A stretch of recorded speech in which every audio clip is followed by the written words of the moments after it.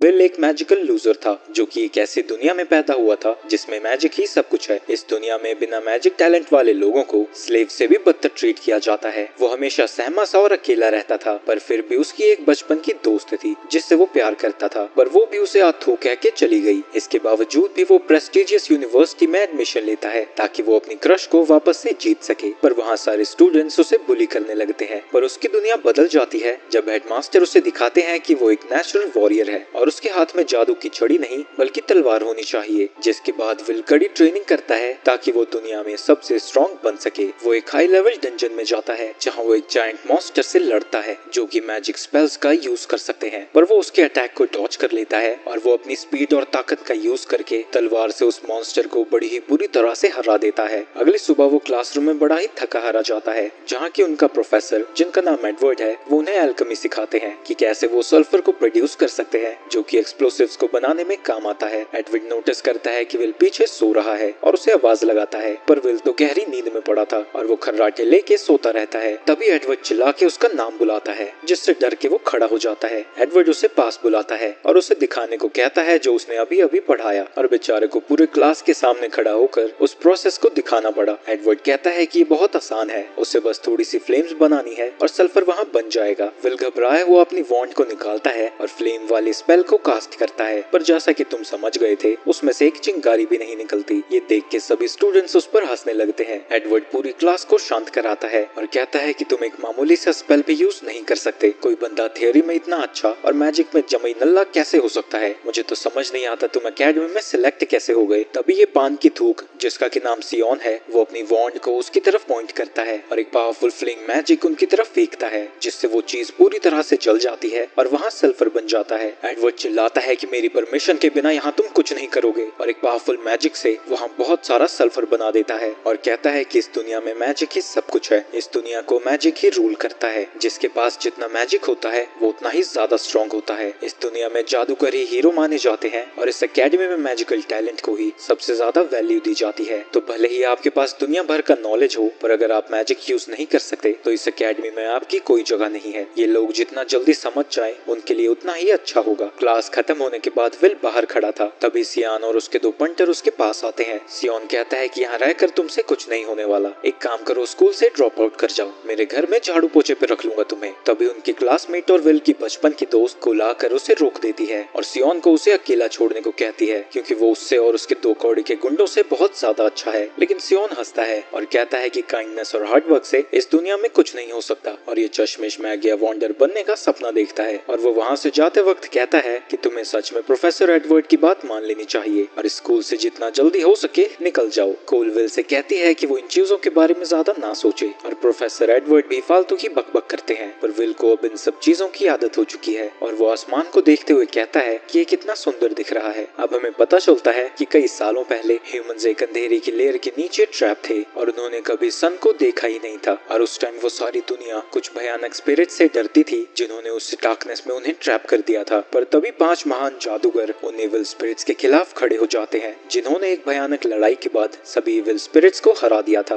और ह्यूमंस को अंधेरे से मुक्त कर दिया। और तब जाकर ह्यूमंस ने पहली बार देखा था कि आखिर आसमान दिखता कैसा है। तब से उन 5 मेजेस को मागिया वॉन्डर कहा जाने लगा और अब ये टाइटल दुनिया के सबसे ताकतवर मेजेस को दिया जाता है। कोल कहती है कि तुम्हें क्या लगता है वो हमें देख रही होगी? विल कहता है कि हाँ, वो हमें खिड़की से जरूर देख रही है। तभी विल अपने बचपन की दोस्त एल्फी से किया गया प्रॉमिस याद करता है जो कि उसे मागिया वैंडर्स की स्टोरी बुक दिखाया करती थी, और उन्होंने एक दूसरे से वादा किया था कि वो साथ में किसी दिन मागिया वॉन्डर बनेंगे। एल्फी ने अपना प्रॉमिस पूरा कर दिया क्योंकि उसमें मैजिक टैलेंट कूट कूट के भरा था। वो बड़ी ही जल्दी ऊपर चलती गई और दुनिया की सबसे यंगेस्ट मैगिया वॉन्डर बनी, जिसके बाद वो डिवाइन टावर में रहने लगी। वहीं विल बिल्कुल नल्ला निकला, उसकी परफॉर्मेंस एवरेज से भी घटिया थी और उसे बस उसका प्रॉमिस ही आगे खींच रहा था। इसके थोड़ी देर बाद वो प्रोफेसर वॉक से मिलने जाता है जो कि उस पर चिल्लाने लगते हैं जब उन्हें पता लगता है कि ये चश्मिश अकेले ही लेवल 7 डंजन में गया था। वो उससे कहते हैं कि अगर तुम्हारी हरकतें ऐसी ही रही तो एक दिन तुम्हारा चश्मा ही डंजन से बाहर आएगा, तुम्हारा शरीर नहीं। विल जमीन पर गिर के उससे माफी मांगता है और पूछता है कि क्या मुझे क्रेडिट मिलेगा या नहीं।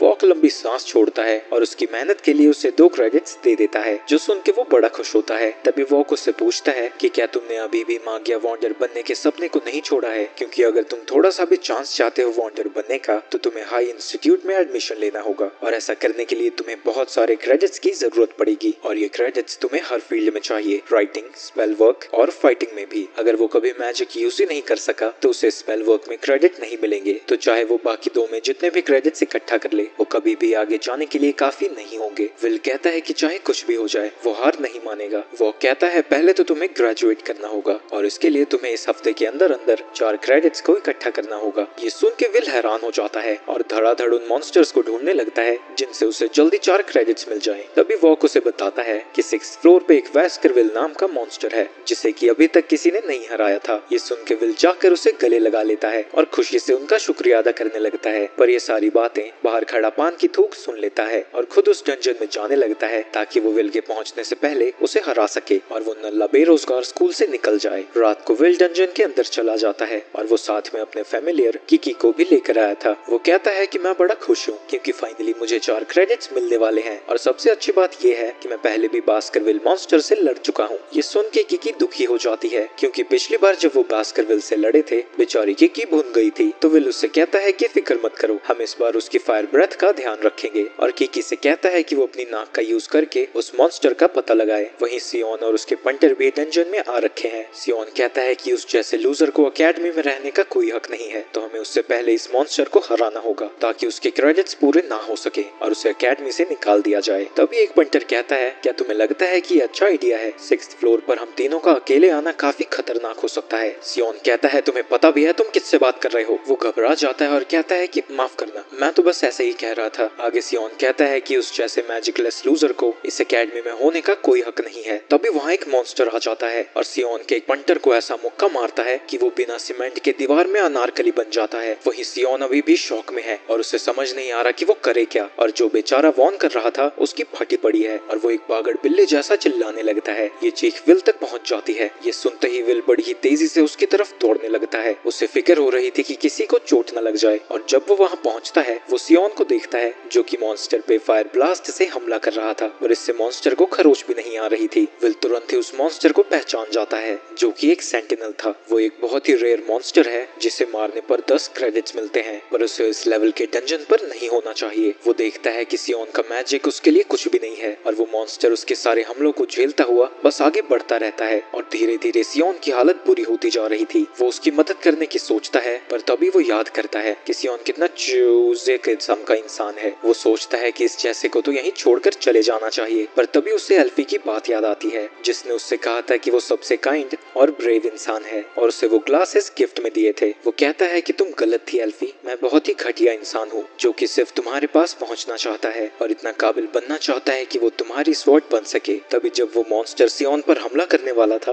विल तेजी से आकर उसकी स्वॉर्ड को रोक देता है। वहीं दूसरी तरफ प्रोफेसर एडवर्ड प्रोफेसर वॉक के पास आते हैं और कहते हैं कि सियोन और उसके पंटर बिना परमिशन के डंजन में घुस चुके हैं, तो जल्दी से अपने फैमिलियर को उनके पीछे भेजो। वॉक पूछता है कि वो किस फ्लोर पर गए हैं। एडवर्ड बताता है कि वो सभी 6th फ्लोर पर गए हैं। तो वॉक कहता है कि हमें इसकी कोई जरूरत नहीं है क्योंकि विल पहले ही वहाँ जा चुका है। जिसके बाद वो अपने क्रिस्टल के जरिए विल की लड़ाई को देखने लगते हैं और वो देखते हैं कि विल उस मॉन्स्टर को बड़ी ही कड़ी टक्कर दे रहा है। वो बड़ी ही तेजी से मूव करता हुआ उसके सभी अटैक्स को ब्लॉक कर रहा है और ऐसे ही वो अपने अगले हमले से उसकी एक उंगली काट देता है। गुस्से में वो मॉन्स्टर विल पर हमला कर देता है पर विल उसके अटैक को डॉच कर लेता है और वो उसके पत्थरों के हमलों को भी बड़ी ही आसानी से डॉच कर रहा था। विल बड़ी ही तेजी से मॉन्स्टर के चारों तरफ कूदता है और उसकी पीठ पर पहुंच जाता है और सीधा उसकी गर्दन में तलवार घुसा देता है। मॉन्स्टर उससे बचने के लिए इधर उधर हिलने लगता है। वहीं सियोन को समझ नहीं आ रहा था कि ये नल्ला उसे कैसे हरा पा रहा है। वहीं एडवर्ड भी ये सब देखकर हैरान था। वॉक बताता है कि विल एक आउटकास्ट है जिसके पास किसी भी मेज से ज्यादा ताकत है। उसका शरीर किसी भी डॉर्फ से ज्यादा मजबूत है और उसकी ऑब्जर्वेशन स्किल्स ऐसी है कि वो किसी भी अटैक को एक बार ही देखकर याद कर सकता है। वहीं दूसरी तरफ विल उसके अटैक पैटर्न को समझ चुका था और वो उसके अटैक्स को डॉज करता हुआ उसके एक हाथ को काट देता है। प्रोफेसर वॉक कहते हैं कि ये बात सच है कि विल मैजिक को यूज नहीं कर सकता, पर मैजिक की दुनिया में वो अकेला ही एक स्वॉर्ड्समैन है और उसकी तलवार लाइट जितनी तेज है।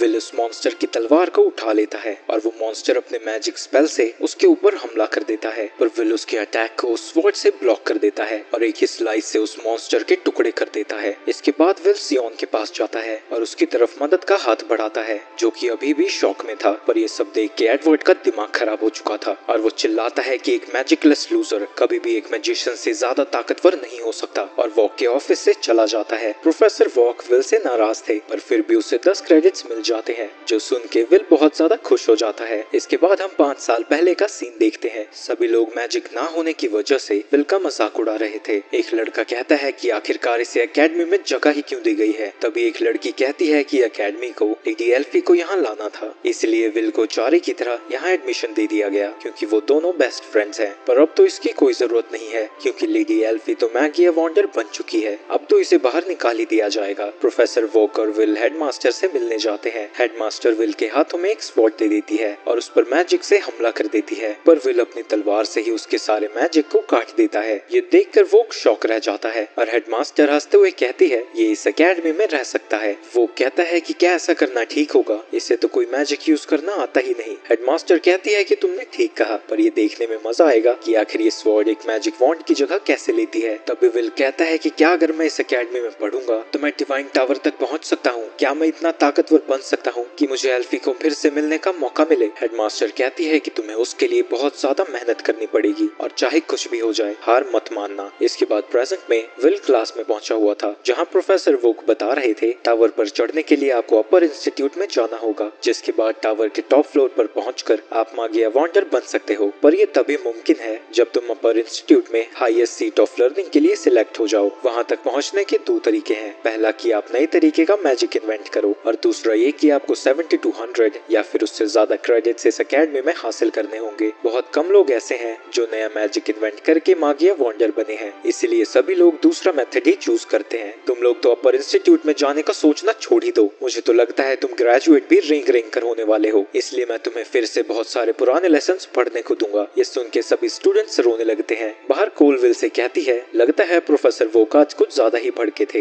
विल कहता है कि हाँ, उन्होंने हमसे बहुत सारे लेसन रिपीट करवाए और दुनिया भर का होमवर्क भी दे दिया, क्योंकि उनके पास राइटिंग में क्रेडिट कम थे, ऑब्वियसली विल को छोड़कर। कोल कहती है कि उसे प्रोफेसर वोक अच्छे लगते हैं, क्योंकि वो कम से कम स्टूडेंट्स की मदद करना तो चाहते हैं। अगर उनकी जगह एडवर्ड होता तो वो स्टूडेंट्स को फेल होने देते। तभी उन्हें कुछ शोर सुनाई देता है। जब वो वहाँ जाते हैं वो सियोन और उसके पंटरों को देखते हैं, जो कि चिल्ला कर सभी को बता रहे थे कि सियोन ने उस सेंटिनल मॉन्स्टर को अकेले ही हराया था। ये सुन के सभी स्टूडेंट्स हैरान हो जाते हैं और उसकी ताकत के लिए उसकी तारीफ करते हैं, पर वो काफी परेशान दिख रहा था, क्योंकि सिर्फ वही है जो कि उस डंजन की सच्चाई को जानता है कि उस मॉन्स्टर को विल ने हराया था और उस टाइम पे सियोन की तो फटी पड़ी थी। तभी वो अपने सामने विल को देखता है। उससे देखते ही वो गुस्से से भर जाता है और सभी को धक्का देते हुए उसका कॉलर पकड़ लेता है। वो चिल्लाता है कि जो उस दिन हुआ वो सच नहीं हो सकता, क्योंकि तुमसे बड़ा लूजर मैंने आज तक नहीं देखा। कोल तुरंत ही उसकी मदद के लिए वहाँ पहुँच जाती है और सियोन से कहती है कि इसे छोड़ दो। सियोन अपने दांत पीसता है और गुस्से में उसे छोड़कर वहाँ से चला जाता है। कोल पूछती है कि तुम दोनों के बीच क्या हुआ था, पर विल झूठ कह देता है कि कुछ भी नहीं। वहीं दूसरी तरफ एडवर्ड हेडमास्टर के ऑफिस में जाता है और कहता है कि विल को एकेडमी से जल्द ही बाहर निकाल देना चाहिए। हेडमास्टर बस स्माइल करती है और पूछती है कि तुम ऐसा क्यों सोचते हो। एड कहता है कि विल एक मैजिकलेस वॉरियर है, पर फिर भी वो मैजिशियन से बेटर बनने की कोशिश कर रहा है। मैजिक एकेडमी में एक वॉरियर को रहने का कोई हक नहीं है, पर ग्रैंड मास्टर कहती है कि उसके 6th और फाइनल ईयर में उसे बाहर निकालना बहुत बुरा होगा। इसके बाद वो एक रजिस्टर निकालती है जिसमें स्टूडेंट्स की इन्फॉर्मेशन होती है और उसकी डिटेल्स को रिवील करते हुए कहती है कि उसकी राइटिंग में बहुत अच्छे मार्क्स हैं और बिना मैजिक के भी वो कंसिस्टेंटली क्रेडिट्स इकट्ठा करता रहा है। वो कहती है कि विल एक आउटस्टैंडिंग स्टूडेंट है, क्योंकि न केवल वो बाकी स्टूडेंट्स के साथ कीप अप कर रहा है, वो कई स्टूडेंट से बेहतर कर रहा है, वो भी बिना मैजिक के। वो भले ही मागिया वॉन्डर ना बन सके, पर वो एक स्कॉलर या हीलर बन सकता है। इस एकेडमी की जिम्मेदारी है कि वो ऐसे टैलेंटेड स्टूडेंट्स को आगे बढ़ने का मौका दे। पर एडवर्ड कहता है कि प्रॉब्लम तो ये है कि वो मागिया वॉन्डर ही बनना चाहता है। हेडमास्टर कहती है कि ये प्रॉब्लम तो है, तो चलिए आप उसका टेस्ट ले लीजिए, क्योंकि आप उसकी सच्चाई के बारे में जानते ही हैं, तो आप ही पता लगाइए कि क्या वो एक मागिया वॉन्डर बनने के लायक है भी या नहीं। अगर वो इस टेस्ट में पास नहीं होता है तो आप जो चाहे वो कर सकते हैं। एडवर्ड कहता है कि आप श्योर हैं? मैं प्रोफेसर वोक की तरह उस पर दया नहीं दिखाऊंगा। पर हेडमास्टर कहते हैं कि मैं श्योर हूँ, आप जो चाहे वो कर सकते हैं, क्योंकि आप मागिया वॉन्डर के बारे में सबसे ज्यादा जानते हैं। इसके बाद हम कोल को देखते हैं, जो कि मैजिक से विल का लॉकर खोलती है और पूछती है कि क्या तुमने अभी भी उस तलवार को वहीं रखा है। विल कहता है कि एकेडमी में स्वॉर्ड यूज करने की परमिशन नहीं है, और अगर मैं रूम में चला जाता हूँ तो मेरा रूममेट वहाँ से वापस आने नहीं देता। कोल कहती है लगता है तुम और रोस्टी काफी करीब आ चुके हो। इसके बाद वो दोनों लाइब्रेरी में पहुंच जाते हैं। विल तुरंत ही हिस्ट्री ऑफ मैजिक और बाकी के रेसेस के बारे में पढ़ने लगता है। कोल कहती है कि तुम राइटिंग में ऑलरेडी सबसे बेस्ट हो, तो तुम्हें इतनी मेहनत करने की कोई जरूरत नहीं है। विल कहता है कि मैं जानता हूँ, पर मुझे ऐसा करना ही होगा, क्योंकि अगर मेरा एक भी क्रेडिट कम हुआ तो मैं अपर इंस्टीट्यूट में नहीं जा पाऊंगा, और वैसे भी मैं ड्वार्फ्स को कुछ ज्यादा ही अच्छे से समझ सकता हूँ। उन्होंने एक साथ मिलकर काफी सारे जादूगरों से लड़ाई की थी और प्रोफेसर वोक ने उसे बताया था कि कभी भी हार ना मानना मैजिक से भी ज्यादा ताकतवर होता है। तभी वहाँ एडवर्ड आ जाता है और विल को स्पेल हॉल में बुलाता है। वहाँ जाकर एडवर्ड कहता है, तुम्हें बार बार स्पेल वर्क में फेल होते देखना बहुत मुश्किल है, इसलिए मैं तुम्हारी आज एक्स्ट्रा क्लास लूंगा। वो कहता है कि मैं तुम्हारा टेस्ट लेने जा रहा हूँ, अगर तुमने मुझ पर एक भी अटैक लैंड कर दिया तो मैं तुम्हें स्पेल वर्क के 5 क्रेडिट्स दूंगा, पर अगर तुम फेल हो गए तो तुम्हें स्कूल से बाहर निकाल दिया जाएगा। तभी एड विल के नीचे एक मैजिकल सर्कल बना देता है। वहीं दूसरी तरफ हेडमास्टर वोक को बुलाती है और उसे जो जो चल रहा है उसके बारे में बताती है।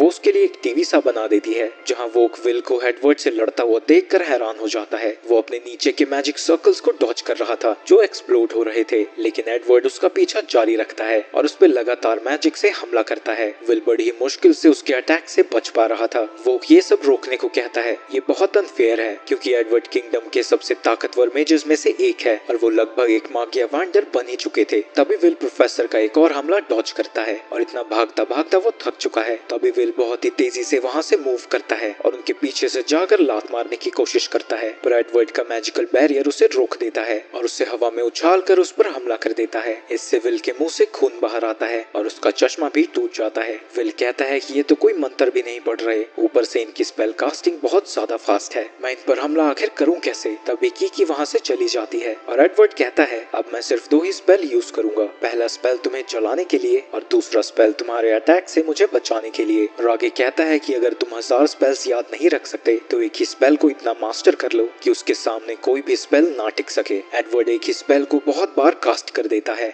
जिससे वो एक ही साथ काफी बड़े एरिया को कवर कर सकता है। विल उससे बचने के लिए वहाँ से भागने लगता है, पर इतने सारे अटैक से वो भी नहीं बच सकता था और उन हमलों की वजह से विल की काफी बुरी हालत हो जाती है। विल सोच रहा था कि वो अपनी स्वॉर्ड के बिना नहीं जीत सकता। वहीं कोल सोच रही थी काश विल ठीक हो, कहीं प्रोफेसर एडवर्ड उसे अकेले में टॉर्चर तो नहीं कर रहे। तभी की जख्मी हालत में उसके पास पहुंचती है और विल के लॉकर की तरफ इशारा करती है। कोल समझ जाती है कि विल किसी खतरे में है और वो उसका लॉकर खोल देती है। वहीं एग्जाम हॉल में विल जमीन पर पड़ा हुआ है और एडवर्ड कह रहा था कि मागिया वांडर जादूगरों की दुनिया में सबसे टॉप पर होते हैं, तो अगर तुम मुझे छू भी नहीं सकते तो वहाँ तक पहुँचने के बारे में सोच भी कैसे सकते हो। चलो मैं तुमसे ड्वार्फ की बैटल के बारे में क्वेश्चन पूछता हूँ। तुम्हें याद है ना कि उन ड्वार्फ्स ने 10,000 लोगों की आर्मी खड़ी की थी। क्या तुम मुझे बता सकते हो कि उन्हें हराने के लिए कितने मेजेस लगे थे? उन्हें हराने के लिए सिर्फ एक मेज लगा था। 10,000 ड्वार्फ्स सिर्फ एक मेज से हार गए। मैजिक वॉन्ड हमेशा ही एक स्वॉर्ड से ज्यादा ताकतवर रही है। ये दुनिया ऐसे ही चलती आई है और चलती रहेगी, तो बेहतर यही होगा कि तुम अपने सपने को भूल जाओ। विल कहता है कि चाहे कुछ भी हो जाए वो मागिया वांडर बनकर रहेगा। एडवर्ड को समझ नहीं आता कि उसकी जिद का कारण क्या है। विल कहता है कि मैं उस लड़की तक पहुंचना चाहता हूं जिससे मैं प्यार करता हूं और मैंने जो एल्फी से वादा किया था वो मैं पूरा कर रहूंगा। सुन के एडवर्ड हैरान हो जाता है और कहता है, मुझे तो लगा था तुम वॉरियर हो, पर तुम तो सिंप निकले। इससे ज्यादा हूतिया रीजन तो मैं सोच भी नहीं सकता था। विल कहता है कि ये रीजन आपके लिए बेकार होगा, पर मेरे लिए आगे बढ़ने का जिंदगी में सिर्फ यही रीजन है। तभी कोल विल को उसकी तलवार दे देती है जिससे विल कैच कर लेता है, जिसके बाद प्रोफेसर उस पर हमला करना फिर से शुरू कर देता है। पर वो ये देख के हैरान हो जाता है कि विल उसके मैजिक अटैक को काट सकता था।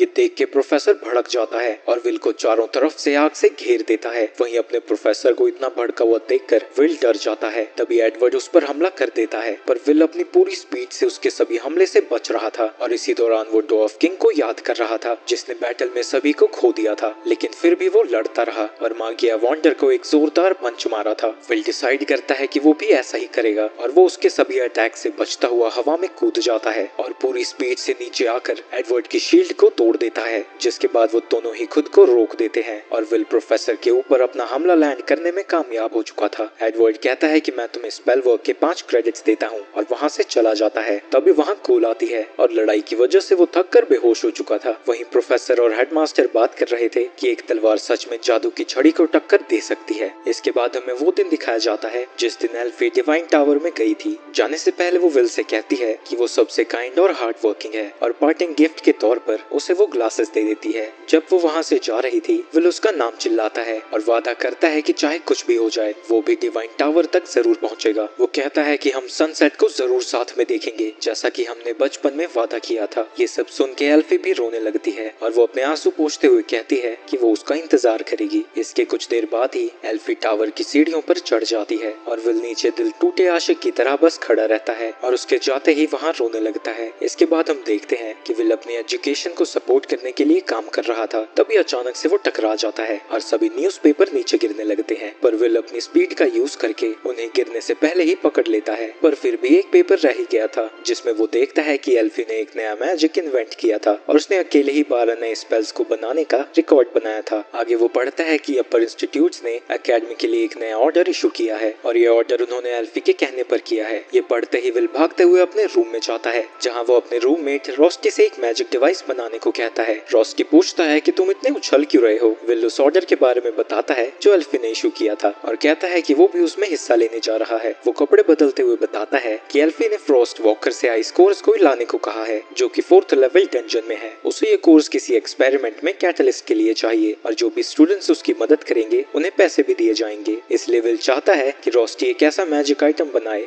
जिससे वो 4th फ्लोर को क्लियर कर सके। रॉस्टी उसके उतावलेपन को देखकर हंसता है और कहता है कि मैंने पहले ही इनमें अपग्रेड्स कर दिए हैं और ये तुम्हारे काम जरूर आएंगे। विल उसे थैंक यू कह के वहाँ से जाने लगता है। तभी रॉस्टी उसे रोकता है और उसके मुंह में ब्रेड ठूस देता है और कहता है कि अपना ध्यान रखना। इसके बाद विल 4th फ्लोर पर पहुंच जाता है पर वो देखता है कि एल्फी के ऑर्डर के लिए वहाँ बहुत सारे स्टूडेंट्स पहले से ही मौजूद थे और ऑब्वियसली वहाँ ये पान की थूक भी मौजूद था और वो अपनी फायर की पावर से फ्रॉस्ट वॉकर्स को बड़ी ही आसानी से हरा रहा था और वो सोच रहा था कि ये चीजें उसके सामने कुछ भी नहीं है। उस वक्त उसने इससे भी खतरनाक चीज को अकेले ही हराया था। उसे देख के विल कहता है कि सियोन तो सच में कितना कमाल का है, पर यहाँ से ही मैं महसूस कर सकता हूँ कि वो खुन्नस में है और क्योंकि वो खाली खड़ा है तो जरूर यहाँ कोई मॉन्स्टर्स नहीं बचे होंगे। तो वो और मॉन्स्टर्स के लिए नीचे जाने लगता है, पर जब वो नीचे पहुँचता है उसे सामने 3 जायंट पेंगुइन मॉन्स्टर्स दिखते हैं जो कि एक लड़की को खाने वाले थे। विल तुरंत उन पर हमला करने के लिए तैयार हो जाता है और उन सभी पेंगुइन्स को अपने एक स्ट्राइक से ही पूरी तरह से हरा देता है। ये देख के वो लड़की हैरान हो जाती है, यहाँ क्या हो रहा है, क्या उसने मैजिक की जगह स्वॉर्ड का यूज किया। विल पूछता है मोहतरमा आप ठीक है, जिसके बाद वो दोनों एक दूसरे को अपना नाम बताते हैं। उस लड़की का नाम आइरिस है और वो 4th ईयर स्टूडेंट है। इसी दौरान वो एक लेक्चर दे रहा है कि नई तरीके के स्पेल्स को बनाना कितनी बड़ी बात है, क्योंकि इतना करना ही एक मेज के लिए काफी है मागिया वॉन्डर बनने के लिए। जो भी नया मैजिक स्पेल बनाता है उस स्पेल का नाम उसके क्रिएटर पर ही रखा जाता है और अगर तुम जैसे चिलगोजे भी ऐसा कर सकते हो तो हिस्ट्री में तुम्हारा नाम लिख दिया जाएगा। ये सुन के सभी स्टूडेंट्स बात करने लगते हैं कि ये कितना मुश्किल है क्योंकि सिर्फ टॉप 0.1% ही ऐसा कर सकते हैं। तभी रोज प्रोफेसर से पूछती है एल्फी जिसने 12 नए मैजिक्स बनाए हैं क्या वो कमाल की है। वो कहता है कि वो इतनी कमाल की है कि हम सब सोच भी नहीं सकते। एल्फी के पहले तो कोई सोच भी नहीं सकता था कि कोई अकेला इंसान 12 नए मैजिक को डेवलप कर सकता है। इसी वजह से हिस्ट्री में उसे ग्रेटेस्ट मेज कहा जाएगा। कोल कहती है कि जिस बचपन के दोस्त का पीछा विल कर रहा है वो तो सच में कितनी कमाल की है। उसके एक ऑर्डर के पीछे सारे स्टूडेंट्स लग चुके हैं। ये सुन के रोज कहती है लगता है किसी को जलन हो रही है, क्या तुम्हें लगता है कि विल की बचपन की दोस्त विल को तुमसे छीन लेगी। तभी कोल चिल्लाती है कि ऐसा कुछ नहीं है। इसके बाद हम डंजन में देखते हैं जहाँ विल उससे पूछ रहा था कि क्या तुम मेरे साथ अनकंफर्टेबल फील नहीं कर रही, क्योंकि जैसा तुमने कहा मैं नो टैलेंट हूँ तो मेरे साथ तुम्हें थोड़ा अजीब नहीं लग रहा। आइरिस कहती है कि भला वो अपने सेवियर के बारे में ऐसा क्यों सोचेगी, भले ही उसके पास मैजिक ना हो पर वो टैलेंटेड तो बहुत है और इसलिए वो उसकी रिस्पेक्ट करती है। इसके बाद वो बताती है कि वो भी यहाँ एल्फी के ऑर्डर पर आई है और वो भी आसमान को रोकने में मागिया वॉन्डर्स की मदद करना चाहती है। तभी विल कहता है कि इस दुनिया में किसी ने भी असली आसमान को नहीं देखा है। जो वो सभी आसमान देखते हैं वो एक बैरियर है जो 5 मागिया वॉन्डर्स ने अपने मैजिक से बनाया है ताकि वो इन्वेडर से अपनी दुनिया को बचा सके। कहा जाता है कि अगर बैरियर गिर जाता है तो दुनिया में फिर से अंधेरा छा जाएगा और हर तरफ तबाही मच जाएगी। इसलिए जो स्टूडेंट्स यहाँ ऑर्डर पर आए हैं वो बस इसलिए नहीं आए ताकि वो एक मागिया वॉन्डर के थोड़े करीब जा सके, बल्कि वो इसलिए आए हैं ताकि वो अपने आसमान को ऐसे ही रख सके। इसके बाद आइरिस उसे बताती है कि वो एल्फी से पहले मिल चुकी है। एक बार वो डंजन के अंदर फंस चुकी थी और मॉन्स्टर्स ने उसे चारों तरफ से घेर लिया था, पर उसी वक्त एल्फी ने आकर उसे बचा लिया था। जिसके बाद वो एक्साइटेड होकर कहने लगती है उसके बाद हमने बहुत सारी चीजों के बारे में बात की, इसलिए उनका ऑर्डर सुनते ही मैं यहाँ दौड़ी चली आई, पर मुझे यहाँ एक भी फ्रॉस्ट वॉकर नहीं मिला। लगता है सभी ने उन्हें हरा दिया है। मेरा सर्च मैजिक भी किसी को ढूंढ नहीं पा रहा है। उसी दौरान की विल को बुलाती है। आइरिस उससे जाके पूछती है कि क्या हुआ। विल बताता है कि फ्रॉस्ट मॉन्स्टर्स जहाँ से भी गुजरते हैं वहाँ आइस शार्ड्स को छोड़कर जाते हैं, पर जो उनका साइज होता है यहाँ पर उससे वो दुगने साइज का है। इसका मतलब यहाँ एक बहुत ही पावरफुल फ्रॉस्ट वॉकर है और इसलिए तुम्हारा सर्च मैजिक भी उसे डिटेक्ट नहीं कर पा रहा। इतना कह के वो आगे जाने लगता है। तभी आइरिस कहती है पर आप तो मैजिक यूज नहीं कर सकते तो आपको इन सब के बारे में कैसे पता। विल कहता है कि सब कुछ मैजिक नहीं होता और मेरे पास ऐसी चीजों का बहुत एक्सपीरियंस है और नॉलेज भी। तभी वो जायंट मॉन्स्टर उन पे हमला कर देता है और विल आइरिस को हटाकर वहाँ से बचा लेता है। आइरिस उस मॉन्स्टर को देखकर पहचान जाती है। वो एक फ्रॉस्ट रेक्स है जो कि एक फ्रॉस्ट वॉकर का सबसे हाईएस्ट इवॉल्व्ड फॉर्म है। वो मॉन्स्टर बड़ी ही जोर से चिल्लाता है और आइरिस रियलाइज करती है कि उस मॉन्स्टर को मारने पे 6 क्रेडिट्स मिलते हैं, यानी वो बहुत खतरनाक है। इसी दौरान रेक्स एक आइस बीम को चार्ज करता है और उनके ऊपर हमला कर देता है। विल वहाँ से खुद को बचा लेता है और जहाँ उसकी बीम गई थी वहाँ नोकीली आइस बन जाती है। विल आइरिस को छोड़कर उससे लड़ने के लिए जाने लगता है, पर आइरिस उसे रोक देती है। वो कहती है कि फिजिकल अटैक्स उस मॉन्स्टर पर काम नहीं करते, जो भी चीज इसे टच करती है वो इंस्टेंटली फ्रीज हो जाएगी। विल कहता है कि चिंता मत करो, मैंने पहले भी कई बार इस मॉन्स्टर को हराया है। इतना कह के वो रेक्स की तरफ दौड़ने लगता है और उसके अटैक को डॉज करने के लिए कूद जाता है। वो उसके पीछे कूदकर उसके नीचे स्लाइड करता है और जब उसे विल नहीं दिख रहा था, रेक्स चारों तरफ बीम से हमला करने लगता है, जिसकी वजह से आइरिस और किकी को वहाँ से भागना पड़ता है। उसकी कंफ्यूजन का फायदा उठाकर विल उस मैजिक टूल को फेंक कर उससे फंसा देता है और विल उसके हमले से बचते हुए रेक्स को चारों तरफ से उस रस्सी से बांध देता है। वो रोप इतनी ज्यादा मजबूत थी कि उससे रेक्स के शरीर पर क्रैक्स आने लगते हैं और थोड़ी देर में ही वो उसे पूरी तरह से बांध देता है। विल उस मॉन्स्टर के सामने खड़ा हो जाता है और कहता है कि फ्रॉस्ट मॉन्स्टर्स फायर के आगे वीक होते हैं, यानी इन्हें एक्सप्लोसिव से भी हराया जा सकता है। रेक्स कोल्ड ब्रेथ का यूज करता है जिससे विल की स्किन जमने लगती है, पर तभी विल उस रस्सी को आग लगा देता है, जो कि बड़ी ही जल्दी उस मैजिक टूल तक पहुंच जाती है, जो असल में एक बॉम्ब था। उसके फटते ही उस मॉन्स्टर के चीथड़े उड़ जाते हैं। विल उस हुक को रिकवर करता है और उस मॉन्स्टर के कोर को ढूंढने चला जाता है। वहीं आइरिस पीछे से ये सब देख रही थी और कहती है कि तो ये है वो स्टूडेंट जिसके पास कोई मैजिक नहीं है। असल में तो जैसी अफवाहें सुनी थी ये उससे काफी अलग है, पर मैं इसकी रिपोर्ट दूंगी कैसे, क्योंकि भले ही उसमें मैजिक ना हो लेकिन वो बहुत स्ट्रॉन्ग है। पर जैसे ही विल कहता है कि अब हमें चलना चाहिए, वो फिर से अपनी एक्टिंग शुरू कर देती है। इसके बाद आइरिस को हम व्हाइट टावर में देखते हैं, जहाँ वो सबसे टॉप वाले रूम में जाती है, जहाँ 5 में से 4 मागिया वैंडर्स अपने थ्रोन पर बैठे हुए थे। वो स्ट्रॉन्ग लोगों को ढूंढ रहे हैं जो उस दिन काम आएंगे जिस दिन ये बैरियर टूट जाएगा, और आइरिस उनके लिए काम करती है। वो कहती है कि उस लड़के के अंदर जो कि मैजिक यूज नहीं कर सकता और उसका नाम विल है, उसमें बहुत ज्यादा टैलेंट है और उसे टावर के अंदर लाने के लिए रेकमेंड करती है। तो मागिया वैंडर्स इसके खिलाफ थे,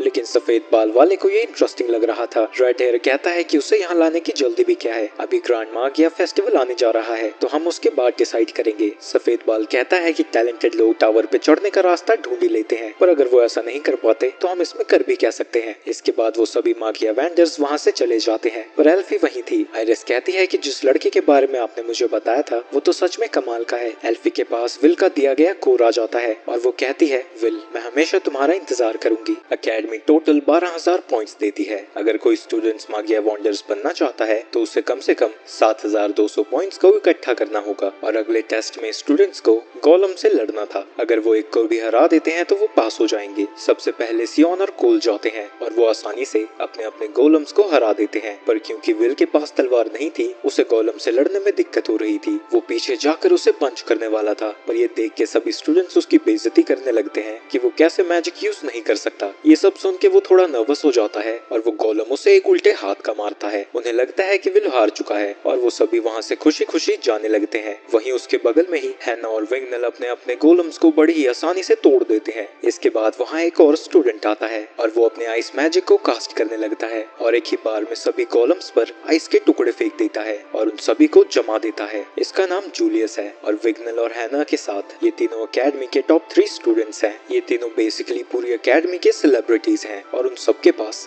10,000 से ज्यादा पॉइंट्स हैं, पर बेचारे विल के पास तो सिर्फ 5400 ही पॉइंट्स हैं, यानी वो ग्रेजुएट भी नहीं कर सकता। वो बेचारा अकेला बैठा सोच ही रहा था कि उसे क्या करना चाहिए। तभी वहाँ जूलियस और बाकी दोनों पहुँच जाते हैं और वो भी विल की बेइज्जती करने लगते हैं, पर विल फालतू में भिड़ना नहीं चाहता था तो वो बस साइड हो जाता है। जाते वक्त वो उन्हें ग्रैंड मैजिक फेस्टिवल के बारे में बोलता हुआ सुनता है। लंच के दौरान कोल विल के पास आती है और वो उससे कहती है कि अगर उसे मागिया वैंडर बनना है तो उसे मैजिक फेस्टिवल के दौरान कुछ धमाकेदार करना होगा। सिर्फ राइटिंग और प्रैक्टिकल के बेसिस पर वो आगे नहीं जाने वाला। वो आगे कहती है कि ऐसे कई सारे केसेस हैं कि स्टूडेंट्स के पास 7,200 पॉइंट्स नहीं थे फिर भी उन्हें चुन लिया गया था। ग्रैंड मैजिक फेस्टिवल एक बहुत बड़ा इवेंट है जो हर 2 साल में एक बार होता है, जहाँ अलग अलग तरह के इवेंट्स होते हैं और यहाँ पर टावर के टॉप लोग आकर उन्हें चुनते हैं जो कि उन्हें सबसे ज्यादा टैलेंटेड लगता है। तो ऐसा कहा जा सकता है कि अपर मैजिक इंस्टीट्यूशन में एडमिशन यहीं से होती है। यहाँ 4 मैजिक फैक्शंस बेस्ट स्टूडेंट्स को रिक्रूट करने के लिए पहुंचे होते हैं, तो अगर इनमें से कोई भी तुम्हें सिलेक्ट कर लेता है तो तुम्हारा टावर में जाना पक्का हो जाएगा। पर विल पूछता है कि पर वो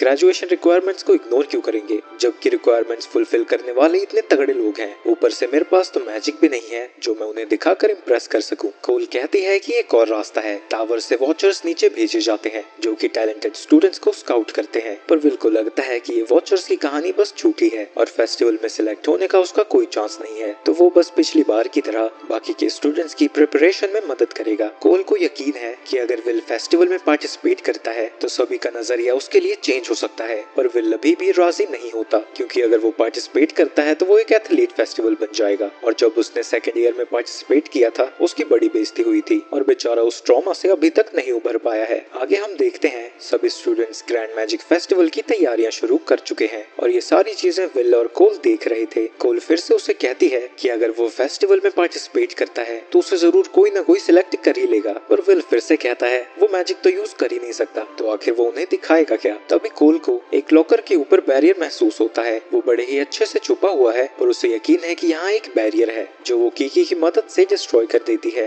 झांकने के बाद उन्हें पता लगता है कि वहाँ एक खुफिया रास्ता है। जब वो दोनों वहाँ पहुँचते हैं वो देखते हैं कि कई स्टूडेंट्स वहाँ बैट कर रहे थे कि कौन फेस्टिवल में जीतेगा और वहाँ सियोन भी था जो कि विल को देखकर कहता है तुम यहाँ क्या कर रहे हो। तभी कोल कहती है ये रूम हमें बस अचानक से ही मिल गया और अगर तुमने दोबारा विल से बदतमीजी की तो मैं तुम्हारा हुलिया बिगाड़ दूंगी। तभी विल कहता है तुम यहाँ क्या कर रहे हो, मुझे नहीं लगता कि तुम यहाँ बैटिंग करने आए हो। सियोन कहता है कि तुम्हारा इससे कोई लेना देना नहीं है। तभी उसके दोस्त बड़बड़ करने लगते हैं कि तुम्हें क्या लगता है कि ये यहाँ इसलिए आया है क्योंकि हैना और विंग नाल इससे आगे निकल चुके हैं, तुम्हें क्या लगता है। सियोन को लगता है कि टॉप 3 स्टूडेंट्स की रेस से ये पीछे हो चुका है इसलिए यहाँ आया है। ऐसा कुछ भी नहीं है। ये सब सुन के सियोन उन्हें चुप रहने को कहता है और कोल इस बात के लिए उसे चिढ़ाने लगती है, पर कोल कहता है कि ऐसी कोई बात नहीं है, मैं उससे पीछे सिर्फ राइटिंग टेस्ट में फेल होने की वजह से हूँ। मेरी मैजिकल पावर उन्हीं के जितनी है और तब से मैंने वैसे भी बहुत ज्यादा ट्रेनिंग की है। पर एक सेकेंड, मैं ये सब तुम्हें क्यों बता रहा हूँ। जिसके बाद वो वहाँ से चला जाता है। क्लास के खत्म होने के बाद विल वहाँ से जाने लगता है। तभी कोल उससे कहती है कि अगर वो डंजन में जा रहा है तो वो भी उसके साथ जाना चाहती है, पर विल कहता है कि आज रात उसे काम है तो वो उसके साथ नहीं घूम सकता। ये सुन के कोल उदास हो जाती है।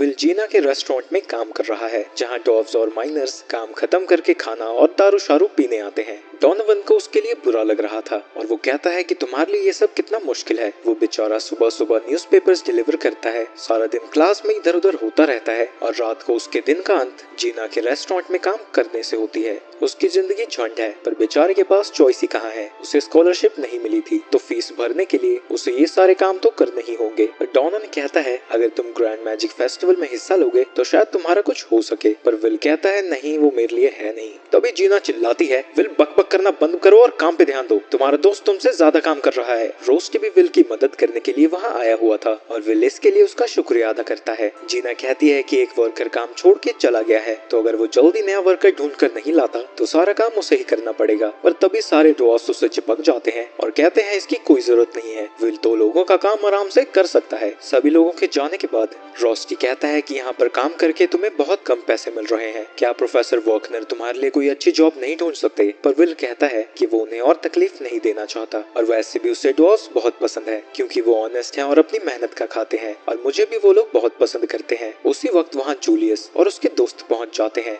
जूलियस भड़क जाता है क्योंकि वो सब ऐसी सड़ी हुई जगह उसे लेकर आ गए थे, पर उसका पंटर कहता है कि सिर्फ यही जगह खुली थी। तभी जूलियस की नजर विल पर पड़ जाती है और वो कहता है अबे चिंदी, तू भी यहाँ काम करता है, वाह, एक सड़ा हुआ बियर बार और एक सड़ा हुआ स्टूडेंट, तुम तो एक दूसरे के लिए ही बने हो। ये सुन के डॉनन जूलियस को गुस्से से देखने लगता है, पर जूलियस कहता है तुम्हारे जैसे डॉफ की मुझे ऐसे देखने की हिम्मत कैसे हुई, तुम्हारी खुद की दुनिया तो सेलेस्टियल ने तबाह कर दी है और तुम यहाँ सिर्फ हमारी मेहरबानी से रह रहे हो, तुम्हारी औकात नहीं है कि तुम हमें नजरें उठाकर भी देखो। डॉनन अपने गुस्से को शांत करने की कोशिश करता है क्योंकि उसके अलावा वो कुछ भी नहीं कर सकता। ये सच है कि डॉव्स यहाँ के रेफ्यूजीज हैं, पर एल्व्स के साथ भी सेम केस है, पर ह्यूमन सिर्फ डॉव्स को ही इतनी बुरी तरह से ट्रीट करते हैं और अगर वो जूलियस के खिलाफ कुछ करते भी हैं तो शहर के सारे डॉव्स पर मुसीबत आ जाएगी। इसके बाद जूलियस और उसके दोस्त डॉव्स का मजाक उड़ाने लगते हैं, पर धीरे धीरे उनके बक हद से आगे चली जाती है। तो विल उनके पास जाता है और जूलियस से कहता है कि जो भी अनशन तुमने बका है उसके लिए डॉव्स से माफी मांगो। जो हम ये सब खाना खा रहे हैं वो सब डॉव्स की ही मेहरबानी है, वो इतनी मुश्किल सिचुएशन के बावजूद भी खुश रहना जानते हैं। जूलियस कहता है वाह, एक लूजर दूसरे लूजर को समझ सकता है, कितनी नई बात है। और जैसा कि मैंने पहले कहा था, ये खाना बेकार है। जूलियस के दोस्त विल को धमकाने के लिए वहाँ खड़े हो जाते हैं, पर विल उनके कॉलर्स को पकड़कर जमीन पे पटक देता है, जिससे वो दोनों ही बेहोश हो जाते हैं। पर इसकी वजह से कुछ बेर जूलियस के ऊपर गिर जाता है और इससे वो खुद की बेइज्जती की तरह देखता है और वो विल को ऐसे जाने नहीं दे सकता था। वो आसपास की सभी चीजों को जमाने लगता है और वो अपनी वॉन्ड निकाल कर उस पर हमला करना शुरू कर देता है। विल को उसके सभी अटैक्स को डॉज करना पड़ रहा था क्योंकि ना ही उसके पास वॉर्ड थी और ये जगह भी काफी छोटी है, जिसकी वजह से जूलियस उसे अपने आइस से एक दीवार के कोने में दबा देता है। जूलियस उसे पूरी तरह से जमाने ही वाला था। वहीं रोस्टी भी विल की मदद करने के लिए तैयार है, पर जूलियस उसे मारने से पहले उसे टॉर्चर करने लगता है, लेकिन वो देखता है कि विल जरा भी घबराया हुआ नहीं था। तो जूलियस का मन बदल जाता है और वो कहता है कि मैं तुम्हें यहाँ नहीं मारूंगा, तुम ग्रैंड मैजिक फेस्टिवल में हिस्सा लो जहाँ मैं तुम्हें सभी के सामने तुम्हारी असली औकात दिखा सकूं। विल उसके आइस से आजाद हो जाता है और उसकी छड़ी को पकड़कर कहता है ठीक है, मैं पार्टिसिपेट करूंगा। जूलियस कहता है कि अगर वो जीता तो विल खुद ही हमेशा के लिए स्कूल से बाहर चला जाएगा और विल कहता है कि अगर वो जीता तो जूलियस को सभी डॉर्फ से माफी मांगनी होगी। इसके बाद ग्रैंड मैजिक फेस्टिवल का दिन आ जाता है। फायर फैक्शन का हेड अपने क्रू से कहता है कि अपनी आंखें चील जैसी टिका कर रखो कि कोई अच्छा स्टूडेंट हमसे मिस ना हो जाए। सबसे पहला इवेंट ड्रैगन रेस का है, जहाँ सभी फैक्शंस सभी स्टूडेंट्स पर नजर रख रहे हैं और स्टूडेंट्स भी इवेंट्स को एंजॉय कर रहे हैं। वहीं उस स्टेडियम में सिर्फ टावर से नहीं बल्कि बाहर से भी लोग आए हैं ताकि वो टैलेंटेड स्टूडेंट्स को जल्दी से जल्दी लपेट सके। वहीं दूसरी तरफ सियोन बड़ा खुश है क्योंकि वो क्राउन अटैक में पार्टिसिपेट कर रहा है और उसे ऐसा करने के लिए कोल ने पूछा था और वो इसलिए खुश था क्योंकि उसे लगता है कि वो आखिरकार विल को छोड़कर एक स्ट्रॉन्ग मैजिशियन यानी उसके पास आ चुकी है। और जैसे ही वो चेंजिंग रूम में पहुंचता है वहाँ विल था। उसे देख के वो कहता है ये यहाँ क्या कर रहा है। कोल बताती है कि क्राउन अटैक में पार्टिसिपेट करने के लिए उन्हें 21,000 क्रेडिट्स चाहिए, पर क्योंकि उनके पास मिलाकर भी उतने नहीं होते तो इसीलिए वो इसके लिए सियोन की मदद चाहते हैं। विल उससे माफी मांगता है कि उसकी वजह से सियोन को भी इसमें इन्वॉल्व होना पड़ रहा है। सियोन भड़क जाता है, आखिरकार मैं इसके साथ टीम अप क्यों करूं और तुम इतने हाई लेवल कंपटीशन में हिस्सा ही क्यों ले रहे हो। उसी वक्त वहाँ से जूलियस गुजरता है और विल और जूलियस एक दूसरे को गुस्से में घूरने लगते हैं। इससे सियोन की ईगो पर एक बार और चोट लगती है। वो सोचता है कि आखिरकार ये मुझे क्यों नहीं देख रहा, ये मुझे इग्नोर कर रहा है। एक बार पहले ही ये मुझे उस मॉन्स्टर को हरा कर नीचा दिखा चुका है और अब क्या ये मुझे देखने लायक भी नहीं समझता। तभी कोल कहती है कि जूलियस और विल के बीच में कुछ पंगा हो गया है, इसलिए विल जूलियस के खिलाफ क्राउन अटैक में हिस्सा लेना चाहता है। जैसे ही अगला इवेंट शुरू होने वाला था, कमेंटेटर माइक सभी का स्वागत करता है और खुद का इंट्रोडक्शन देता है और साथ ही अपने को कमेंटेटर एडवर्ड का। उसे देख के एडवर्ड ज्यादा खुश नहीं है क्योंकि स्कूल में एडवर्ड ही वो प्रोफेसर है जिससे सभी सबसे ज्यादा नफरत करते हैं क्योंकि वो बहुत स्ट्रिक्ट है और ऊपर से डरावना भी, और बेचारे की फटी पड़ी है कहीं फेस्टिवल के बीच में ही वो उसे टपका दे।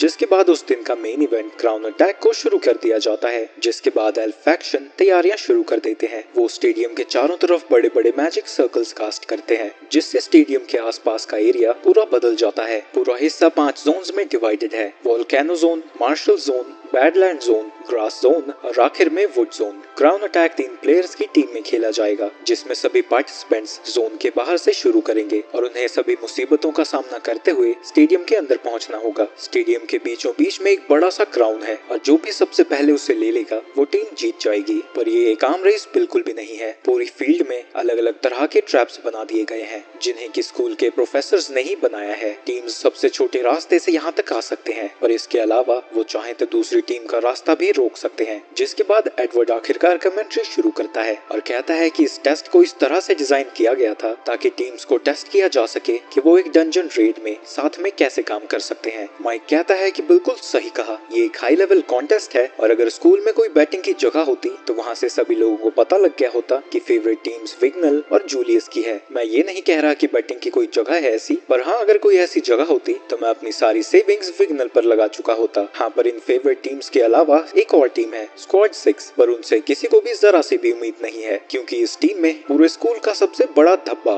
विल है। विल को पार्टिसिपेट करता हुआ देखकर सभी स्टूडेंट्स हंसने लगते हैं। इसके बाद सभी टीम्स स्टार्टिंग पोजीशन पर जाने लगती है। प्रोफेसर वॉकनर उससे पूछते हैं, क्या तुम सच में इसमें पार्टिसिपेट कर रहे हो? मैंने तुम्हें मना किया था ना। पर विल कुछ ज्यादा ही सीरियस है और कहता है कि माफ करना, पर चाहे लोग मुझ पर जितना भी हंसे, मैं इस कंपटीशन को जीतने की पूरी कोशिश करूंगा। और फिर वहाँ से चला जाता है। जिसके बाद बाद ग्राउंड इवेंट कंपटीशन को शुरू कर दिया जाता है और सभी टीम्स अंदर जाने लगती हैं। उन सभी टीम्स के सामने वही कॉलम्स आ जाते हैं जिन्हें हराकर उन टीम्स को आगे जाना था। विल अपनी पूरी स्पीड से कॉलम्स की तरफ जाने लगता है। ये देखकर स्टूडेंट्स हंसने लगते हैं। क्या ये मरना चाहता है? इसकी हालत तो हमने उस टेस्ट में पहले ही देख रखी है। ये बेचारा हड्डियां तोड़वा कर आएगा। तभी विल कोल की मदद मांगता है जो कि उसके हाथों में एक गॉन्टलेट बना देती है, जिसके बाद विल एक ही पंच मारता है जिससे उसके पीछे खड़े सारे कॉलम्स ताश के पत्तों की तरह गिरते हुए चले जाते हैं और विल की असली ताकत को देखकर वहां खड़े सभी लोगों का मुंह खुला का खुला रह जाता है। वहीं वर्कनर को पहले से ही पता था कि ऐसा होने ही वाला है। सियोन कहती है कि जब तक विल इस मैजिक गॉन्टलेट से हमला करेगा वो किसी भी रूल को ब्रेक नहीं कर रहा होगा, क्योंकि वो बाहर से कोई स्वॉर्ड नहीं लेकर आया है और वो गॉन्टलेट कोल ने बनाया है। वहीं माइक चिल्लाने लगता है, मुझे यकीन नहीं होता कि जो सबसे पहले आगे निकला है वो विल है। ये सब देख के सियोन पुरानी बातों को याद करने लगता है। वो सोचता है कि जब विल ने मुझे उस मॉन्स्टर से बचाया था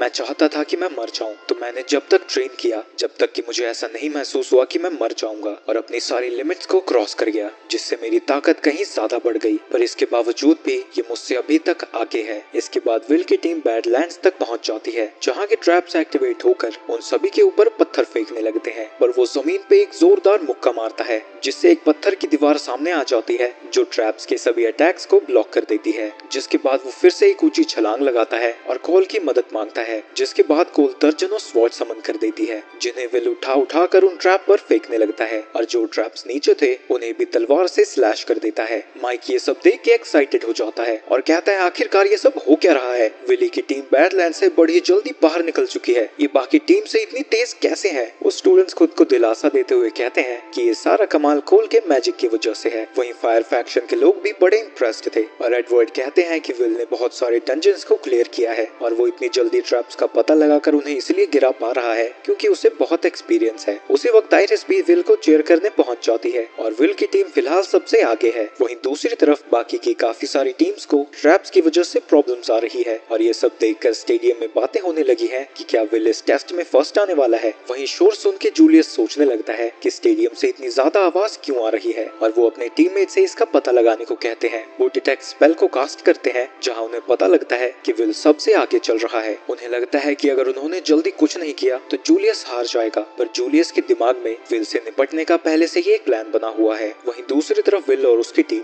स्टेडियम से पहले के फाइनल जोन में पहुंच चुकी है जहां एक साथ काफी सारे मैजिक सर्कल्स एक्टिवेट हो जाते हैं। विल तुरंत ही समझ जाता है कि वो सभी एक चेन सर्कल ट्रैप में पकड़े गए हैं, पर विल के पास इससे भी निपटने का मस्त प्लान है। इससे पहले कि वो एक्टिवेट हो जाएं, वो सर्कल्स को ही उखाड़ कर एक दूसरे पर लगा देगा। वो बड़ी ही तेज से सारे स्पेल्स को एक दूसरे पर ही फायर होने देता है जिससे वो खुद को ही डिस्ट्रॉय कर देते हैं। माइक एक्साइटेडली कहता है कि विल की टीम ने फॉरेस्ट के ट्रैप्स को भी आसानी से तबाह कर दिया है और वो एडवर्ड को चिढ़ाते हुए कहता है इसके बारे में आप क्या कहना चाहेंगे, क्योंकि वो एडवर्ड ही था जिसने उन ट्रैप्स को बनाया था। पर एडवर्ड बस गुस्से में है क्योंकि विल इतनी आसानी से उसके ट्रैप से बाहर निकल गया। विल भले ही सबसे आगे हो पर उसे पता है कि जैसे जैसे वो स्टेडियम के पास पहुंचता जाएगा दूसरी टीम्स उसे रोकने की कोशिश जरूर करेंगी और सारी टीम्स वुड जोन में आकर जरूर मिलेंगी। तो इसीलिए विल जूलियस से पहले उस जगह पर पहुंचना चाहता है ताकि वो सारे एरियाज को समझ जाए और जूलियस से लड़ते वक्त उसे एडवांटेज मिले। और उसी वक्त जूलियस उस पर हमला कर देता है। वो हमला उसके शरीर को तो नहीं लगा था पर उसे देख के वो हैरान था कि इतनी तेजी से आगे आने के बावजूद भी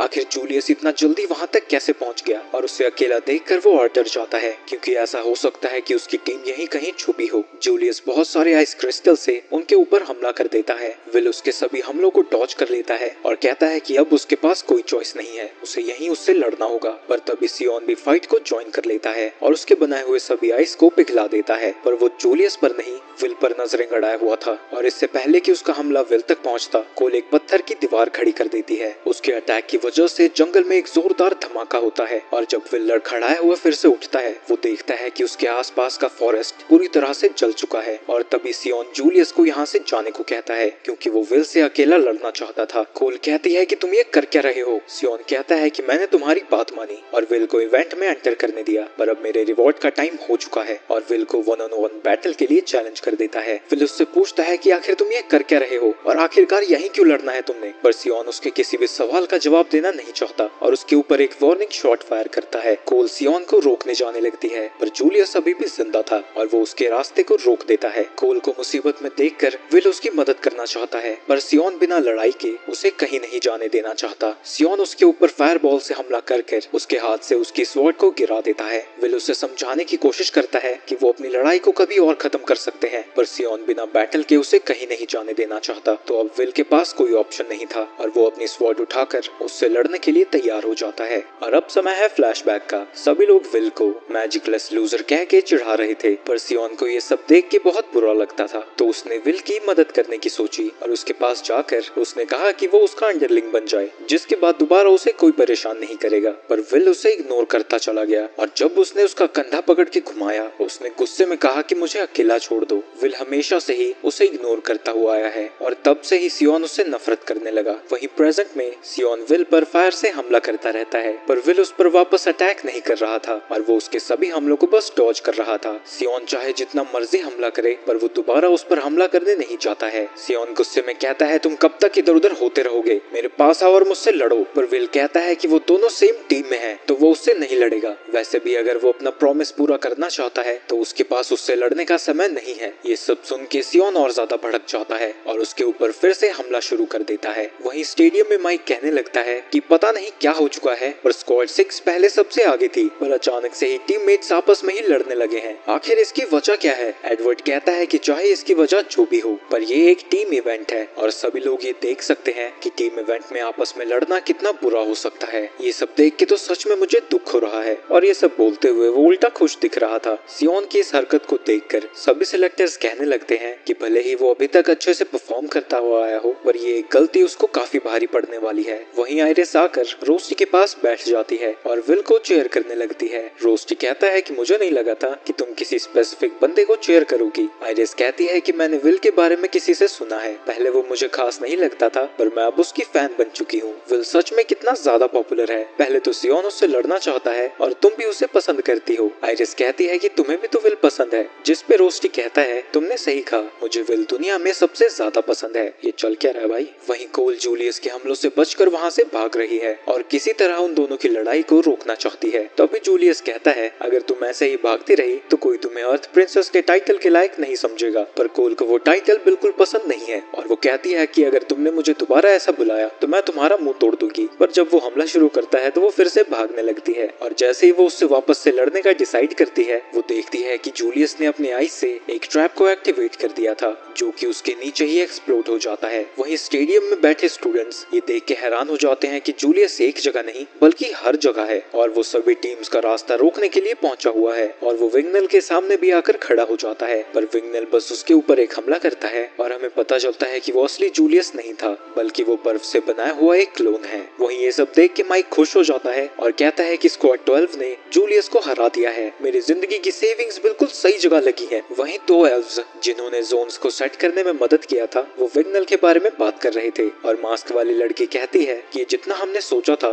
ना ही ये उससे बेहतर कर रहा है ना ही उससे बुरा, पर वो बेचारी वहाँ से वापस जाना चाहती है क्योंकि वो मेरी तरह इंट्रोवर्ट है और 5 से ज्यादा लोगों के बीच होते ही उसकी हालत खराब होने लगती है और वहाँ तो स्टेडियम पूरा का पूरा भरा हुआ था, तो वो बेचारी तो मरना चाहती थी। वहीं सियोन के दोस्त भी समझ नहीं पा रहे हैं कि आखिर वो इतने गुस्से में है क्यों और मैजिक फेस्टिवल के दौरान ही उसने विल से लड़ाई क्यों छेड़ दी जबकि वो जीत के इतने करीब थे। वहीं सियोन सोच रहा था कि आखिर विल मेरे पीछे ही क्यों पड़ा है और अब हम विल के नजरिए से वही फ्लैशबैक देखते हैं जहाँ जब वो चुपचाप पढ़ाई कर रहा था, सभी स्टूडेंट्स उसे परेशान करने लगते हैं और विल सोचने लगता है कि मैंने तुम्हारा क्या बिगाड़ा है, आखिर तुम मुझे परेशान क्यों करते रहते हो, क्यों नीचा दिखाना चाहते हो। मुझसे बेहतर कोई नहीं जानता कि मैं कितना यूजलेस हूँ, इसलिए मैंने कभी किसी को खुद को एक्सेप्ट करने को नहीं कहा, इसलिए प्लीज मुझे अकेला छोड़ दो। मैं अपनी नजरें अपने गोल पे से नहीं हटा सकता, मुझे हर हाल में एल्फी तक पहुंचना ही होगा। वहीं प्रेजेंट में सियोन अपने फैल्कन गार्डियन को बुला लेता है जो कि विल पर हमला करने जाता है। विल उसके पंख को काटकर सीधा सियोन पर हमला करना चाहता है, पर उस गार्डियन की रिजनरेशन बहुत तेज थी और वो तुरंत ही रिकवर होके वापस आने लगता है और वो समझ जाता है कि उसे गार्डियन के कोर को डिस्ट्रॉय करना होगा। तभी विल उस गार्डियन के हमले को डॉज करता है, पर उसके तुरंत बाद ही सियोन भी उसके ऊपर अटैक कर देता है, जिसे वो अपने गॉन्टलेट से रोकने की कोशिश करता है और वो सोचने लगता है कि गार्डियंस का यूज तो सिर्फ एक डिस्ट्रैक्शन के तौर पर किया जाता है ताकि स्पेल्स और अपने पावरफुल अटैक को चार्ज किया जा सके, पर यहाँ तो मेरे चारों तरफ से मुझ पर हमला हो रहा है। वहीं उस गार्डियन को देखकर सभी लोग इम्प्रेस हो जाते हैं और एडवर्ड कहता है कि सियोन तो स्टूडेंट लेवल से काफी ऊपर जा चुका है। वहीं फायर फैक्शन का लीडर कह रहा था कि इसे पता था कि सियोन गार्डियन को समन कर सकता है और यहाँ तक कि उसे इतनी प्रिसाइसली मूव भी कर सकता है। ये आखिर है कौन? तो उसका साथी बताता है कि ये सियोन अल्स्टर है, जो कि house Ulster master of flame magic का बेटा है। वहीं विल रियलाइज करता है कि सियोन पहले से ज्यादा ताकतवर है, पर वो कहता है कि आखिर तुम ये सब क्यों कर रहे हो? हमारे पास लड़ने का कोई रीजन नहीं है। तुम्हें सच में लगता है कोई रीजन नहीं है? मैंने कितनी बार तुम्हें नीचा दिखाया है, सबके सामने तुम्हारा मजाक उड़ाया है, इसके बाद भी तुम्हारे दिल में मेरे लिए जरा सी भी नफरत नहीं है। मैं तुमसे बहुत ज्यादा नफरत करता हूँ और तुम्हें नहीं पता मेरा कितनी बार तुमसे बदला लेने का मन किया है, पर मुझे अभी जूलियस को हराना है। तुम्हारे साथ लड़ने का मेरे पास टाइम नहीं है। तुम्हारी शक्ल देखकर ही मुझे गुस्सा आता है। तुम्हारे पास जरा भी मैजिक नहीं है, पर फिर भी तुम हार नहीं मानते। पर उससे ज्यादा मुझे गुस्सा ये देखकर आता है कि तुम मुझे कभी नहीं देखते। हमेशा तुम्हारी नजरें किसी और पर ही होती हैं। मुझे इग्नोर करना बंद करो, मेरी तरफ देखो और मुझसे लड़ो। तो तुम मेरे बारे में ऐसा सोचते हो? मैंने कभी किसी को नहीं कहा कि वो मुझे एक्सेप्ट करे, क्योंकि मैं जानता था कि वो सेल्फिश होगा, पर दिल से तो मैं हमेशा से ही चाहता था कि कोई मुझे एक्सेप्ट करे। और अगर तुम मुझे एक्नॉलेज कर ही रहे हो तो मैं भी तुम्हारे साथ अपनी पूरी ताकत से लड़ूंगा। आखिरकार तुम मुझे देखने लगे। सियोन अपने स्पेल को कास्ट करने लगता है और विल सोचता है कि मुझे उसके अटैक के अकॉर्डिंग ही आगे बढ़ना होगा।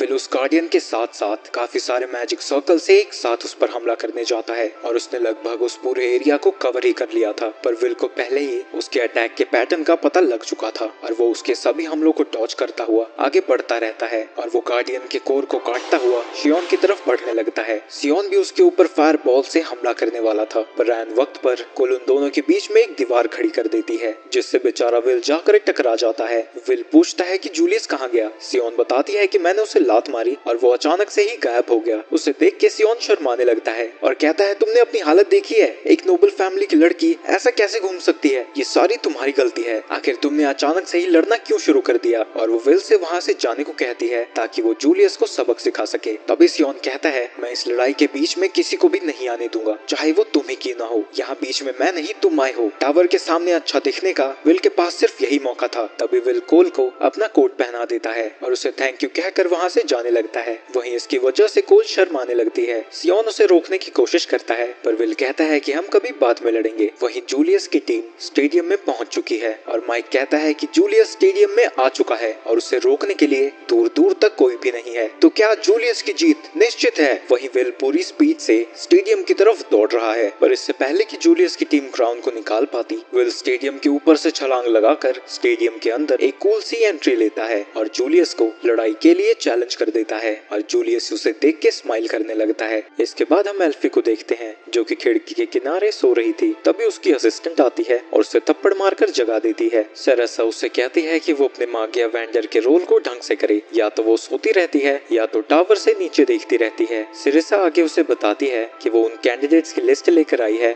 जिनको कि स्काउट्स ने चुना है और उनमें से एक कैंडिडेट ऐसा है जो कि आइस फैक्शन के लिए बिल्कुल परफेक्ट होगा और उसका नाम जूलियस रेनबर्ग है। उसकी परफॉर्मेंस को देखते हुए लगता है कि वो आपका सक्सेसर बनने के लिए बिल्कुल परफेक्ट है। वहीं अरीना में जूलियस कहता है कि अच्छा है तुम आ गए, मुझे लगा था कहीं मैं तुम्हारी बेइज्जती किए बिना जीत ना जाऊं। फिक्र मत करो, जब तक तुम माफी नहीं मांग लेते मैं नहीं हारूंगा। लगता है तुम अपनी औकात भूल चुके हो। जिसके बाद वो चारों तरफ स्मोक स्क्रीन कर देता है। इस स्मोक स्क्रीन के अंदर भी वो उनकी मैजिक को सेंस कर पा रहा था और वो सेंस करता है कि वो लोग उसे घेरने की कोशिश कर रहे हैं। तभी विल जूलियस के एक हमले को डॉज करता है, जिसके बाद वो एक जगह नहीं टिकता, क्योंकि अगर वो एक जगह रहा तो उसके ऊपर हमला करना आसान हो जाएगा। जूलियस उनके तीनों हमलों को डॉज करता हुआ जूलियस के ऊपर अटैक करने जाता है, लेकिन तभी उस पर एक और हमला हो जाता है और वो सोच में पड़ जाता है कि ये चौथा हमला कहाँ से हुआ। जूलियस कहता है क्या हुआ नल्ले, कांप काहे रहे हो बे, हम तो अपनी जगह से हिले भी नहीं। और जब स्मोक स्क्रीन हटती है तो हम देखते हैं कि अरीना में चारों तरफ जूलियस के क्लोन्स फैले हुए थे और ये देखकर सभी लोग हैरान हो जाते हैं। अरे हाँ,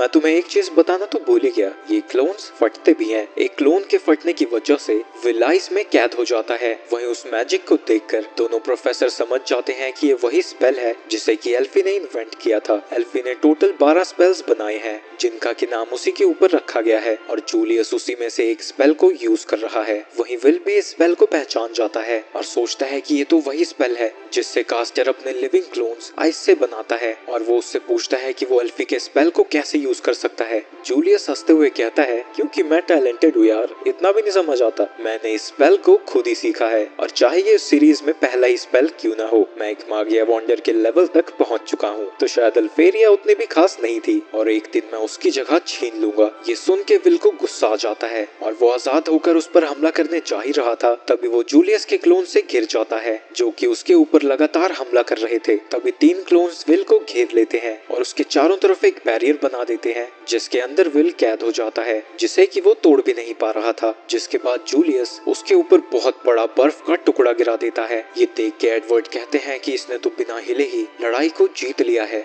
जिसके बाद वो कहने लगता है, स्काउट्स, क्या तुम लोग देख सकते हो मैंने एल्फी के मैजिक को कितनी आसानी से मास्टर कर लिया है। क्या तुम्हें नहीं लगता कि मैं उनका सक्सेसर बनने के काबिल बन चुका हूँ। ये सुन के सभी लोग इम्प्रेस हो जाते हैं और उसके लिए तालियां बजाने लगते हैं। वहीं आइरिस सोच रही थी तो ये सब कुछ एक शो था। उसने विल को यूज किया ताकि वो अपनी एबिलिटीज को सबके सामने दिखा सके। वहीं रोस्टी कहता है, जरा सोचो, अगर इतनी बड़बड़ करने के बावजूद भी ये हार गया तो इसकी कितनी बेइज्जती होगी। और उसी वक्त विल जूलियस के स्पेल से बाहर आ जाता है और वो जूलियस का शुक्रिया अदा करता है क्योंकि उसकी आइस क्यूब ने उसके दिमाग को ठंडा कर दिया। क्योंकि जब भी कोई एल्फी के बारे में उल्टा बोलता है उसे बहुत गुस्सा आ जाता है। उसको सही सलामत देखकर जूलियस का दिमाग खराब हो जाता है और वो सभी लोग मिलके विल के ऊपर हमला करना शुरू कर देते हैं। पर विल उनके सभी हमलों को डॉज कर लेता है और जूलियस के दोनों साथियों को एक ही हमले से बेहोश कर देता है और कहता है कि तुम्हारी ये स्पेल परफेक्ट नहीं है। माइक कहता है कि आखिर ये हो क्या रहा है। विल ने एक ही झटके में स्क्वाड 9 के 2 मेंबर्स को बेहोश कर दिया है। आगे विल कहता है, तुम अपने दोस्तों की मदद से उन क्लोन्स को कंट्रोल कर रहे थे और इसीलिए तुम थोड़ी देर के लिए एल्फी के स्पेल को कास्ट कर पाए थे। तुम अभी तो एल्फी के नाखून के बराबर भी नहीं हुए हो। वहीं एल्फी कह रही थी, रिपोर्ट्स को देखा जाए तो वो मेरा सक्सेसर बन सकता है पर मुझे अभी सक्सेसर नहीं चाहिए। मुझे एक स्वॉर्ड चाहिए जो कि हमेशा मेरे साथ रहे।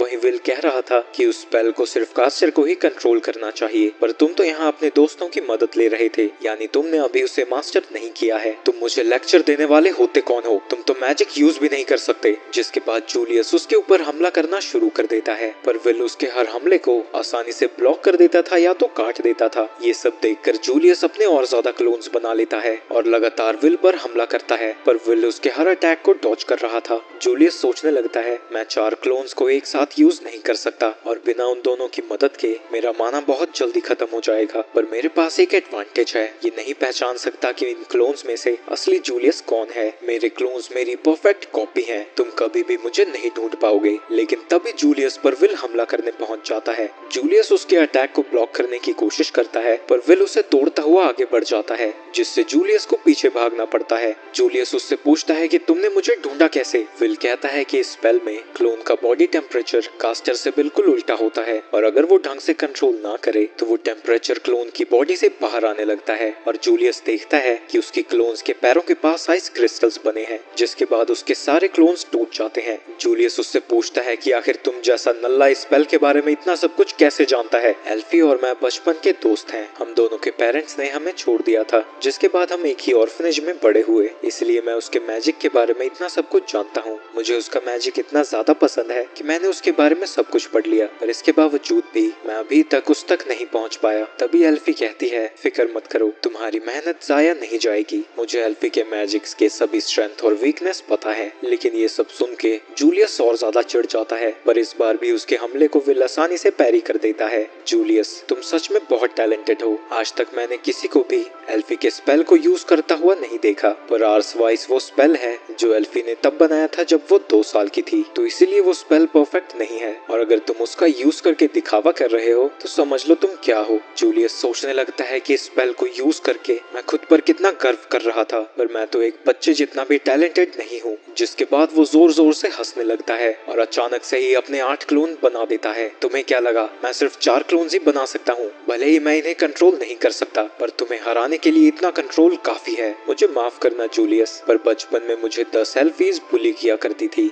जिसके बाद विल उन सभी क्लोन्स के हमलों को डॉज करता हुआ एक एक करके सभी को डिस्ट्रॉय करता जाता है। ये सब देखकर जूलियस की फट जाती है और वो अपने क्लोन से उसे रोकने को कहता है पर एक भी क्लोन उसे नहीं रोक पाता और वो सभी क्लोन्स को तोड़ता हुआ जूलियस के पास पहुंच जाता है और उसे कितना जोर का मुक्का मारता है कि वो दीवार से टकराकर बेहोश हो जाता है। ये देखकर वहाँ की सारी ऑडियंस हैरान हो जाती है और माइक अनाउंस करता है कि विल ने जूलियस को हरा दिया, वो भी बिना किसी मैजिक के, और जैसे ही वो क्राउन को छू लेगा वो इस इवेंट को जीत जाएगा। पर उसी वक्त वहाँ विघ्न ला जाता है और कहता है कि तुम गधे हो क्या, तुम्हें समझ नहीं आता ये गेम काम कैसे करता है, हमें लड़ना नहीं है, क्राउन को लेना है। वहीं ये देख के माइक खुश हो जाता है क्योंकि उसने जो सट्टा लगाया था वो जीत चुका है। जिसके बाद वहाँ आतिशबाजी शुरू हो जाती है। वहीं टावर में बेचारी एल्फी रोते हुए कहती है, क्या कोई पास्ट में जाने का या मेमोरीज को इरेज करने का स्पेल है? शायद फॉरबिडन स्पेल्स में ऐसा कुछ हो, पर मैं आपको वो यूज करने नहीं दे सकती। वहीं एल्फी कहने लगती है कि विल तुम गलत हो, मैं तुम्हें बुली नहीं कर रही थी,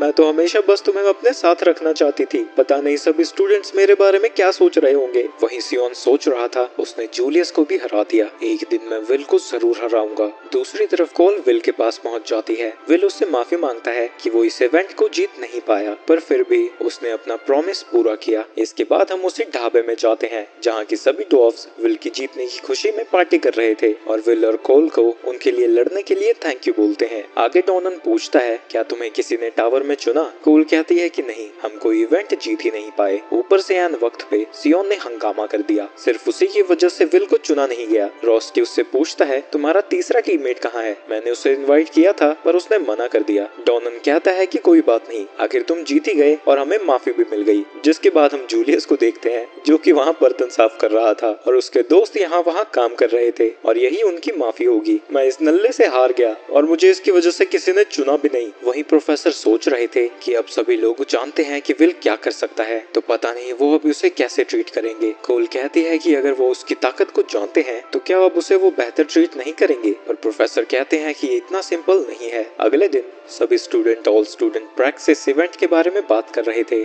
जहां उन्हें एक हफ्ते के लिए डंजन में रहना होगा और वो 3 की पार्टीज में जा सकते हैं। जिसके बाद हम देखते हैं कि बहुत सारे लोग विल को अपने साथ टीम अप करने के लिए बुलाने आ जाते हैं और उसे पूरी तरह से घेर लेते हैं। तभी कोल उनके सामने आ जाती है, तुम वही हो ना जो इसे बुली किया करते थे और अब उसकी ताकत देखकर उसके पीछे घूम रहे हो। वो तुम्हारे साथ भला क्यों आएगा? देखो उसे कितना गुस्सा आ रहा है, ये सच में कितने कमाल का है। मुझे तो यकीन नहीं होता कि इतने सारे लोग मुझे इनवाइट कर रहे हैं। तो क्या ये सब लोग मेरा दोस्त बनना चाहते हैं? मैंने तो सोचा ही नहीं कि विल कितना अकेला रहता था। वो हमेशा से दोस्त बनाना चाहता था और इतने सारे लोगों को देखकर उसका दिमाग खराब हो गया है। तभी एक लड़की कहती है, तुम इससे दूर हो जाओ, तुम तो विल को सिर्फ अपने पास रखना चाहती हो। चलो विल, हम साथ में डंजन में चलते हैं और हम क्रेडिट्स को बांट लेंगे। वहीं उसका हाथ पकड़ा हुआ देखकर कोल जेलस फील करने लगती है और वो तुरंत विल को पकड़ कर कहती है कि विल कल मेरे साथ शॉपिंग पर जा रहा है, इसलिए वो बिजी है। वहीं रात को कोल सोचने लगती है, अब कहीं लोगों को ये तो नहीं लगेगा कि विल और मैं डेट पर जा रहे हैं। तभी उसकी रूममेट रोज कहती है, मैंने सुना तुम डेट पर जा रही हो, पर कोल कहती है कि ऐसा कुछ भी नहीं है। अच्छा तुम कह रही हो तो मान लेती हूँ, पर तुम उसके साथ शॉपिंग पर तो जा ही रही हो ना, तो ऐसे सच के जाना कि झूठ भी सच बन जाए। वहीं विल रोस्टी को बता रहा था कि उसे इक्विपमेंट्स वगैरह लेने के लिए कल शॉपिंग पर जाना है और ये चीज उसके दिमाग में कोल ने डाली थी। वहीं विल को कोल के साथ घूमने जाता हुआ देखकर रोस्टी जेलस फील करने लगता है। अगले दिन कोल सज धज कर विल का इंतजार कर रही थी और उसने ठान रखी थी कि भले ये डेट ना हो पर वो इसे डेट बना देगी। इसके बाद वहाँ विल पहुँच जाता है और कहता है कि मैं यहाँ जल्दी आने वाला था पर तुम तो मुझसे भी जल्दी आ गई। कोल कहती है कि वो तो बस सुबह जल्दी उठ गई थी। इसके बाद विल कोल को देखता ही जाता है और उसके पूछने पर वो कहता है कि ये ड्रेस और हेयर स्टाइल तुम पर बहुत सूट कर रहा है, तुम्हें देखकर मेरा दिल तो बहुत तेज धड़कने लगा है। ये सुनकर कोल शर्माने लगती है, पर तभी वहाँ पर रोस्टी पहुँच जाता है और कहता है कि मेरा नाम रोस्टी नॉर्मन है, माफ करना मैंने तुम्हें पहले खुद का इंट्रोडक्शन नहीं दिया, तुम यहाँ कर क्या रहे हो? माफ करना। पर रोस्टी जिद करने लगा था कि चाहे कुछ भी हो जाए वो भी हमारे साथ आएगा। जिसके बाद रोस्टी विल का हाथ पकड़कर शॉपिंग के लिए उसके साथ जाने लगता है। वहीं कोल सोच में पड़ जाती है कि ये चल क्या रहा है, इनके बीच में कुछ चल तो नहीं रहा। तभी रोस्टी पीछे मुड़ के उसे चिढ़ाता है। जिसके बाद हम देखते हैं कि पूरी शॉपिंग के दौरान रोस्टी विल के साथ चिपका ही रहता है और बेचारी कोल को उसके पास जाने का मौका ही नहीं देता, जिसकी वजह से वो बेचारी दुखी हो जाती है। विल उससे पूछता है, तुम्हें क्या हुआ? मुझे क्या हुआ, वो दिन भर तुमसे चिपका ही रहा है, तुम सच में रूममेट हो ना? मुझे तो कुछ गड़बड़ लगती है, ऊपर से उसका फेस कितना सुंदर है, तुम्हारे बीच कुछ चल तो नहीं रहा? वो लड़का है या लड़की? विल कहता है, तुम क्या कह रही हो? ये मैं यकीन से कह सकता हूँ कि वो एक लड़का है, क्योंकि उसकी तलवार तो मुझसे भी ज्यादा बड़ी है। मुझे पता है कि वो मुझसे चिपक रहा है, पर वो पहले से ही ऐसा है। तभी रोस्टी वहाँ उन दोनों के लिए ड्रिंक ले आता है। विल उससे पूछता है कि उसकी ड्रिंक कहाँ है, तो रोस्टी कहता है कि वो उसकी ड्रिंक शेयर कर लेगा। ये देख के कॉल कहती है कि फिक्र मत करो, तुम मेरी ड्रिंक शेयर कर सकते हो। तभी रोस्टी विल से कहता है, तुम्हें अपनी स्वॉर्ड की मेंटेनेंस करानी थी ना, तुम्हें यहाँ से चलना चाहिए। विल के वहाँ से जाने के बाद कॉल उससे पूछती है कि मुझे सिर्फ ऐसा लग रहा है या तुम विल से कुछ ज्यादा ही चिपक रहे हो। रोस्टी उसके पास जाता है और कहता है कि तुम्हें लग नहीं रहा, मैं विल को सबसे ज्यादा प्यार करता हूँ, तुमसे भी ज्यादा। ये सुन के कॉल को गुस्सा आ जाता है और वो उससे कहती है कि मेरी बात सुनो, 4 साल पहले तक मैं और विल एक दूसरे को हक किया करते थे,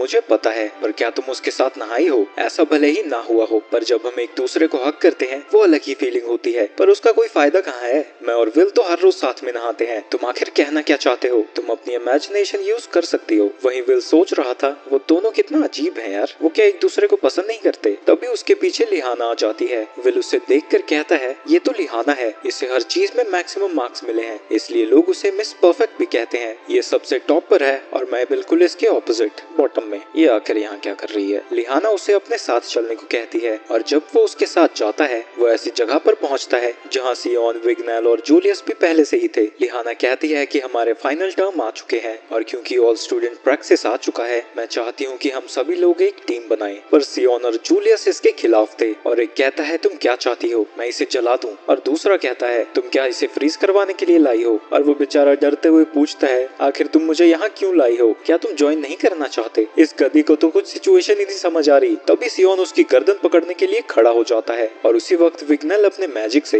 वहाँ फूलों का बागीचा बना देता है और कहता है कि आखिर कब से मजिशियन भी ड्वार्फ्स की तरह पगलाने लग गए। विल नोटिस करता है कि एक इल्यूजन मैजिक है जिसे कि सिर्फ एल्व्स ही यूज कर सकते हैं। आगे विग्नेल कहता है कि हमें लिहाना की बात पूरी सुननी चाहिए। लिहाना कहती है कि ऑल स्टूडेंट प्रैक्टिस शुरू होने वाला है और मैं इस साल अपने स्कूल के सभी ताकतवर स्टूडेंट्स को ऐड करना चाहती हूँ और साथ ही उसे भी जो कि फेस्टिवल में सबसे ज्यादा फेमस हुआ है। विल के पास वो है जो कि हमारे पास नहीं और डंजन में ये जरूर हमारे काम आएगा। जूलियस कहता है कि तुम्हारा दिमाग ठीक है, ये एक सिंपल से सर्च स्पेल को भी यूज नहीं कर सकता, ये हमें स्लो ही करेगा। और सियोन भी उसके साथ दोबारा एक टीम में नहीं आना चाहता। तभी विग्नेल कहता है तुम दोनों तो बिना सर पैर की बातें कर रहे हो और ऐसा लगता है तुम इससे इसलिए नाराज हो क्योंकि इसने तुम्हें हरा दिया था। तुम्हें पता है ना तुम एक ऐसे इंसान को कमजोर कह रहे हो जिससे कि तुम दोनों ही हारे हो। इसके पास ड्वार्फ जैसी ताकत है और मॉन्स्टर जैसी स्पीड और ऊपर से इसने तुम्हारी वॉन्ड्स को अपनी स्वॉर्ड से हराया है। जूलियस कहता है तुम इतना ज्यादा तो बोल रहे हो पर तुम खुद भी लिहाना से कितने ज्यादा पीछे हो। तुमने बिल्कुल सही कहा और यही वजह है कि मैं लिहाना की बात मान रहा हूँ। अगर उसे लगता है कि हमारे साथ जाने के काबिल है तो मैं उसके डिसीजन की रिस्पेक्ट करता हूँ। लिहाना कहती है कि मैं तुम सभी का यूज करके मैं अपना नाम और ज्यादा आगे बढ़ाना चाहती हूँ ताकि मेरा फ्यूचर पूरी तरह से सिक्योर हो जाए। विल उससे पूछता है कि क्या तुम्हें सिलेक्ट नहीं किया गया। लिहाना कहती है कि उसे थंडर फैक्शन ने सिलेक्ट कर लिया है। पोस्ट ग्रेजुएशन के बाद तो तुम्हारी प्लेसमेंट पक्की है, तो तुम ये सब क्यों करना चाहती हो? हम अभी भी बहुत नीचे हैं। मैं हाउस ओवन जॉस से हूँ, हमारे मेंबर्स बड़ी ही जल्दी मर जाते हैं। अगर मुझे अपनी फैमिली को बचाना है तो मुझे कुछ बहुत बड़ा करना होगा। सिर्फ टावर में पहुँचना काफी नहीं है, मुझे एक मागिया वेंडर बनना होगा। यहाँ पर मौजूद सभी लोगों का सपना भी यही है और अगर तुम लोगों को लगता है कि मेरा डिसीजन हमें और मदद कर सकता है तो इस कप में ये कॉइन डाल दो। इस बात से सभी लोग अग्री करते हैं और एक एक करके उस कप में कॉइन डाल देते हैं, जिसके बाद विल भी उस कप में अपने कॉइन को डाल देता है। इसके बाद वो रोस्टी और कोल को बताता है कि वो स्टूडेंट प्रैक्टिस के लिए लिहाना की टीम को ज्वाइन कर रहा है। अगले दिन प्रोफेसर सभी को बता रहे थे कि ऑल स्टूडेंट प्रैक्टिस 10 दिनों में शुरू होने वाला है और जो 7 से लेकर 10 तक फ्लोर्स बंद रखे जाते थे इस दौरान उन्हें भी खोल दिया जाएगा। तो आप ज्यादा खतरनाक मॉन्स्टर से लड़ पाएंगे और साथ ही क्रेडिट्स भी बहुत ज्यादा मिलेंगे। और अगर आप फ्लोर कीपर्स को हरा देते हैं तो उनसे आपको बहुत ज्यादा क्रेडिट्स मिलेंगे। ये ऐसा इवेंट है जिससे नीचे वाला स्टूडेंट अपने क्रेडिट्स को पूरा कर सकता है और टावर तक पहुंच सकता है। वहीं दूसरी तरफ प्रोफेसर एडवर्ड कह रहे थे इसमें तुम लोगों की जान भी जा सकती है। पिछले साल ही 4 स्टूडेंट्स को मॉन्स्टर्स ने खा लिया था, तो सेफ्टी के लिए प्रोफेसर भी डंजन्स के अंदर रहते हैं, पर जिसकी मौत आई होती है उसे कोई नहीं बचा सकता। और यहाँ हीरो बनने की कोई जरूरत नहीं है, तुम वहाँ मागिया वेंडर बनने नहीं बल्कि क्रेडिट्स को इकट्ठा करने जा रहे हो। इसके बाद सभी लोग डंजन में पहुंच जाते हैं और एकेडमी ने 6th फ्लोर पर अपना बेस कैंप बनाया है। लिहाना कहती है कि कोल मैंने तुम्हें यहाँ नहीं बुलाया है, पर कोल कहती है कि अगर विल जा रहा है तो वो भी आएगी, पर क्योंकि आर्टिफिशियर्स को बेस कैंप में रहने को कहा गया है तो रोस्टी उसके साथ नहीं आ सकता। विल कहता है कोई बात नहीं, और जो आइटम्स उसने उसके लिए तैयार किए हैं विल उनके लिए उसका शुक्रिया अदा करता है। आगे एडवर्ड सभी स्टूडेंट से कह रहे थे ये प्रैक्टिस बाकी प्रैक्टिस की तरह नहीं है, इसमें तुम्हें डंजन में ही 7 दिनों तक सर्वाइव करना होगा। हर फ्लोर पर हमने बेस बनाए हुए हैं जिनकी लोकेशन तुम्हें मैप में मिल जाएगी। अगर तुम क्विट करना चाहते हो तो किसी सेफ जगह पर चले जाना, प्रोफेसर तुम तक पहुंच जाएंगे। और अब ऑल स्टूडेंट प्रैक्टिस शुरू होता है। इसके बाद हम डंजन में किसी बंदे को देखते हैं, जाओ उस आइटम को सीक्रेटली लेकर आओ। अजी घंटा, उन चूजों का फेस्टिवल भी इसी वक्त शुरू होता है। हमारे पास और कोई चॉइस नहीं है, हमें उन्हें मारना ही होगा। लॉर्ड कैरियट को ऑल स्टूडेंट प्रैक्टिस के शुरू होने के बारे में बताया जाता है। कैरियट कहता है कि मैंने तो इस जॉब के लिए साइन अप भी नहीं किया था, तो मुझे ये सब क्यों करना पड़ रहा है। मैसेंजर कहता है कि किसी को तो ये काम करना ही होगा और वो आप ही भी हैं जो कि इस काम को सीरियसली लेते हैं, तो वो उनके इकलौते ऑप्शन है। कैरियट कहता है कि वो सब तो ठीक है, पर किंग अभी तक वापस क्यों नहीं आए, जबकि वो बैरियर डिसअपीयर होने वाला है। वहीं एग्जाम शुरू होते ही लिहाना की टीम सबसे आगे निकल जाती है। तभी लिहाना के सिग्नल पे विग्नल अपने विंड मैजिक से सभी को एक बूस्ट दे देता है और वो सभी एक क्लिफ से नीचे गिरने लगते हैं, पर वो अपने मैजिक से सभी को इजिली नीचे उतार देता है। तभी उनके सामने एक क्रिम्सन एंट आ जाता है और उसके पीछे उनकी एक आर्मी है, तो विल अपनी तलवार निकाल लेता है क्योंकि मेज क्लोज कॉम्बैट नहीं कर पाते, पर विग्नल उसे रोकता है और कहता है कि उसे अभी कुछ करने की कोई जरूरत नहीं है क्योंकि लिहाना ये सब अकेली कर सकती है। लिहाना एक नाइट्स की फैमिली से बिलोंग करती है और लिहाना एक रेयर मेज है जिसकी स्पेशलिटी क्लोज कॉम्बैट है। लिहाना कहती है बाकी स्टूडेंट्स के साथ क्रेडिट्स के लिए कम्पीट करना थोड़ा झंझट भरा होगा, तो हमें जल्दी से इस सब को क्लियर करना चाहिए। काफी समय पहले प्रोफेसर ने विल को सिखाया था कि एक डंजन में सबसे इम्पोर्टेंट स्पेल सर्च स्पेल होता है क्योंकि इससे एक मेज आसपास के सभी मॉन्स्टर्स और किसी भी अजीब चीज को सेंस कर सकते हैं, पर विल इसे यूज नहीं कर सकता। तो जब तक उसे पता लगता है कि एक मॉन्स्टर उसके पास पहुंच चुका है, जूलियस उससे पहले ही उसे खत्म कर देता है। अगर चीजें ऐसे ही चलती रही तो उसे कुछ करने का मौका मिलेगा ही नहीं। आखिरकार विल एक मॉन्स्टर को खत्म कर देता है, पर उसके तुरंत बाद ही विग्नल अपने एक ही मैजिक से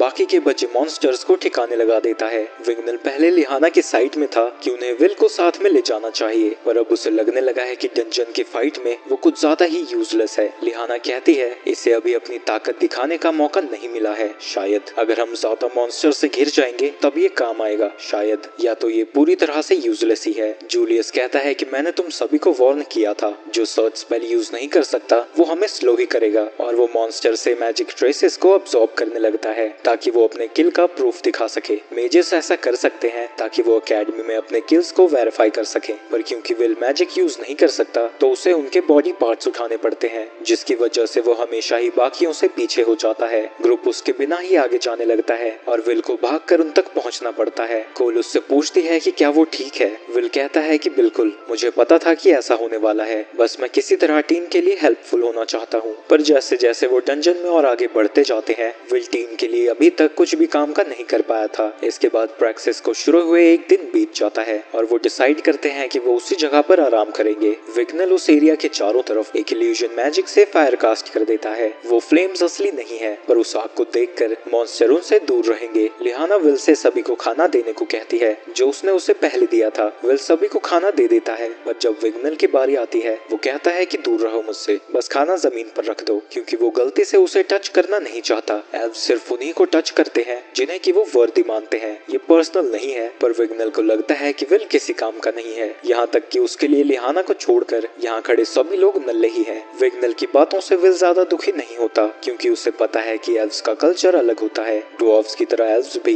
दूसरे वर्ल्ड से आते हैं, पर क्योंकि उनके पास मैजिक होता है सभी लोग उन्हें बड़े अच्छे से ट्रीट करते हैं। वो थोड़े नकचिड़े और अपने ही एल्व्स में घुलना मिलना पसंद करते हैं, पर इस बात में कोई शक नहीं है कि उनका मैजिकल टैलेंट किसी भी मेज से ज्यादा होता है। यहाँ तक कि जो एल्व मागिया वांडर है वो एल्व्स की क्वीन है। जब सभी अपनी जगह पर बैठ जाते हैं, लिहाना कहती है कि वो फिर से अपने प्लान को डिस्कस करना चाहती है और वो सभी को याद दिलाती है कि उनका गोल 10th फ्लोर के बॉस नेबरस को हराना है। उसे मारने पे 110 क्रेडिट्स मिलते हैं और स्टूडेंट्स का उससे लड़ते हुए मरना काफी आम बात है, तो जब समय आएगा उन्हें लड़ाई के लिए तैयार होना चाहिए। तो उन्हें अपने मैजिक को बचाना होगा और उससे लड़ने के लिए बिल्कुल टिप टॉप कंडीशन में होना होगा। तो इसीलिए वो 10th फ्लोर पर जाने का सबसे छोटा रास्ता लेंगे और नेबरस को हराने के बाद वो बाकी के छोटे मोटे मॉन्स्टर्स को हराएंगे। वहीं आज विल ने सिर्फ 5 क्रेडिट्स को ही इकट्ठा किया था, तो वो सोचता है कि उसे उस फ्लोर बॉस को हराना ही होगा। इसके बाद वो सभी 10th फ्लोर के लिए निकल जाते हैं और हम डंजन की और गहराइयों में देखते हैं, जहाँ 2 लोगों ने काफी सारे मॉन्स्टर्स और एक बंदे ने कई स्टूडेंट्स को मार गिराया है क्योंकि वो उसे परेशान कर रहे थे।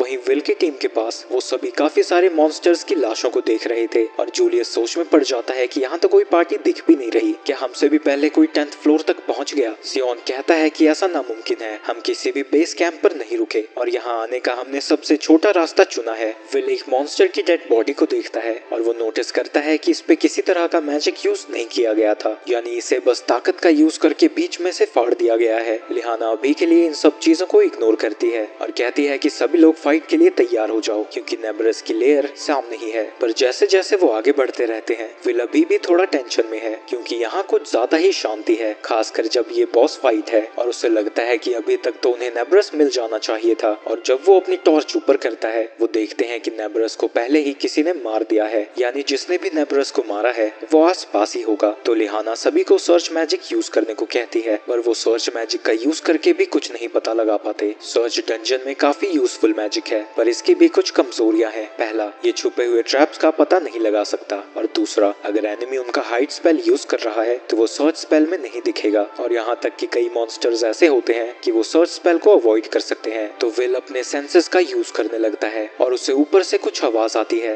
विल सभी को वहाँ से दूर हटने को कहता है और वो उस मॉन्स्टर के अटैक को ब्लॉक करता है ताकि बाकियों को दूर होने का समय मिल जाए। इस हड़बड़ी में वो मॉन्स्टर सबसे पहले विग्नल के पास आता है और उसके एक ही हमले से इस घमंडी आदमी की टाई फेस हो जाती है। पर अब सभी उस मॉन्स्टर की पोजीशन जान जाते हैं और उसके ऊपर स्पेल कास्ट करना शुरू कर देते हैं। पर इससे पहले कि वो स्पेल कंप्लीट करते, मॉन्स्टर एक मुक्का मार के उनके पैरों के नीचे की जमीन तोड़ देता है, जिससे वो सभी डंजन के और नीचे जाने लगते हैं। इस सिचुएशन में विल को ही बस पता लग रहा था कि क्या हो रहा है, और क्योंकि विग्नल अभी भी बेहोश था तो वो कूदता हुआ विग्नल के पास जाता है ताकि उसे गिरते हुए चोट ना लगे। वो एक अजीब से रेड एरिया में आ जाते हैं और विल देखता है कि विग्नल के हाथ में बहुत गहरी चोट आई है। वो उसकी मरहम पट्टी करना चाहता है, पर क्योंकि वो 10th फ्लोर से गिरे थे, इसका मतलब ये है कि वो अब 11वें फ्लोर पर आ चुके हैं। जूलियस और सियोन अलग एरिया में हैं और उन दोनों की फटी पड़ी है क्योंकि 11th फ्लोर बहुत खतरनाक जगह है जहाँ के सिर्फ हाई मेजेस ही सर्वाइव कर पाते हैं। यहाँ के मॉन्स्टर्स ऊपर वाले फ्लोर से कहीं ज्यादा ताकतवर हैं और ऊपर से गिरने की वजह से उसके सर पर चोट लग गई है, पर वो कहती है कि उतना ज्यादा बुरा नहीं है और शुक्र है कि वो कॉल के साथ यहाँ गिरी। पर बाकियों से अलग होना बहुत खतरनाक है क्योंकि उन्हें नहीं पता कि यहाँ किस तरह के मॉन्स्टर्स हो सकते हैं। इसके बाद हम विग्नल का पास्ट देखते हैं जहाँ की उसे उसकी सोसाइटी से बाहर निकाल दिया गया था क्योंकि वो कमजोर था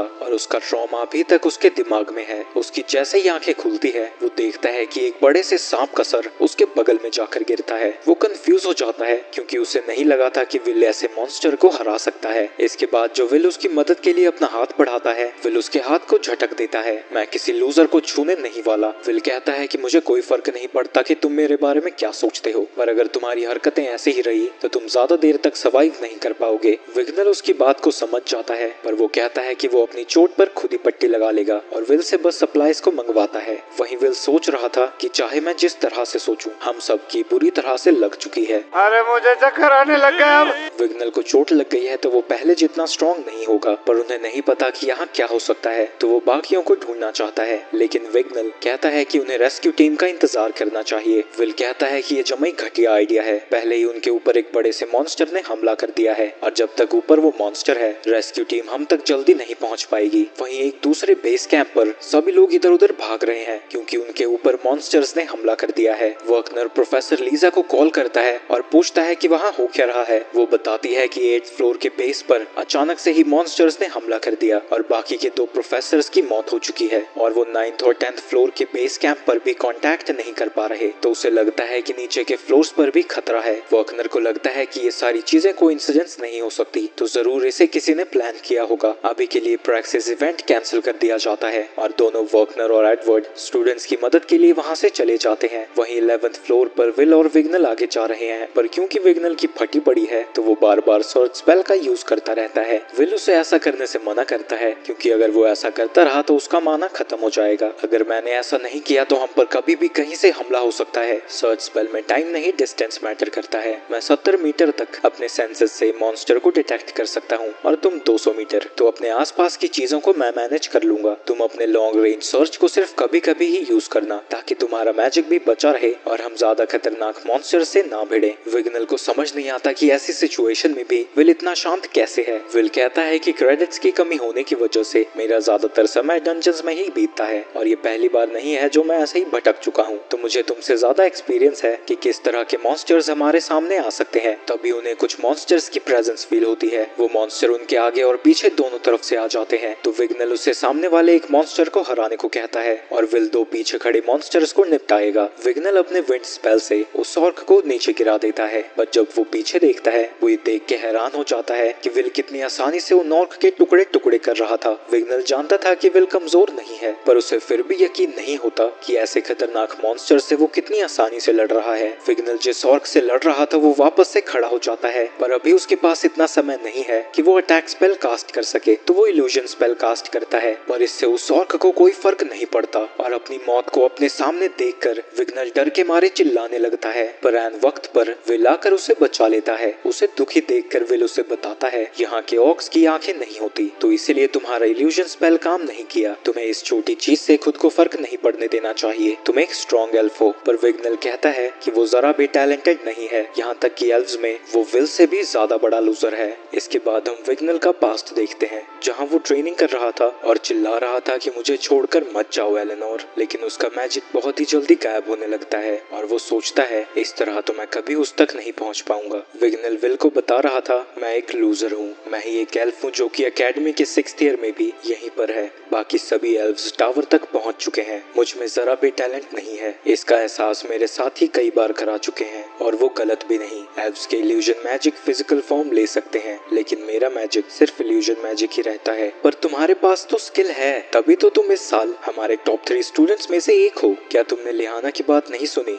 जो अभी तक इस एकेडमी में बचे हुए हैं वो सभी लूजर्स हैं। दूसरी तरफ कोल और लिहाना भी यही बातें कर रहे थे। अगर कोई सच में टैलेंटेड हो तो वो ग्रेजुएशन प्रोसेस से पहले ही टावर तक पहुंच जाता है। हम सभी के यहाँ होने का एक ही मतलब है, हमें टैलेंट नहीं है। पर तुम तो बहुत ज्यादा स्किल्ड हो और लोग तुम्हें मिस परफेक्शनिस्ट कहते हैं। ये सब बस एकेडमी के अंदर है, हम बड़ी मछलियाँ नहीं है, हमारा तालाब छोटा है। मैंने बहुत पहले ही अपनी साथी को माकियावांडर बनते देखा है और वो सच में एक जीनियस थी। कोल समझ जाती है कि वो एल्फी की बात कर रही है। विग्नल कह रहा था, मेरी अडॉप्टेड सिस्टर, वो पहली इंसान थी जिसने मुझे नीचा दिखाया था। विल पूछता है कि वो है कौन, तो विग्नल बताता है कि वो उनकी क्वीन एलेनोर है। एलेनोर और मैं साथ में ही पले बड़े। वो मुझसे काफी छोटी थी तो मुझे लगा कि उसे मेरे सपोर्ट की जरूरत होगी, पर असल में वो एक हाई एल्फ थी जिसका मैजिक इतना ज्यादा स्ट्रॉन्ग था कि उसने पहली बारी में ही किंग्सवुड को बना दिया था। उसके मागियावांडर बनने के बाद मैंने रोज प्रैक्टिस की ताकि मैं उस तक पहुंच सकूं, लेकिन फिर भी मैं कमजोर ही रहा। असल में मैं सबसे बड़ा लूजर हूँ जो खुद को तसल्ली देने के लिए दूसरों को नीचा दिखाता है। अच्छा, मैं अब समझा,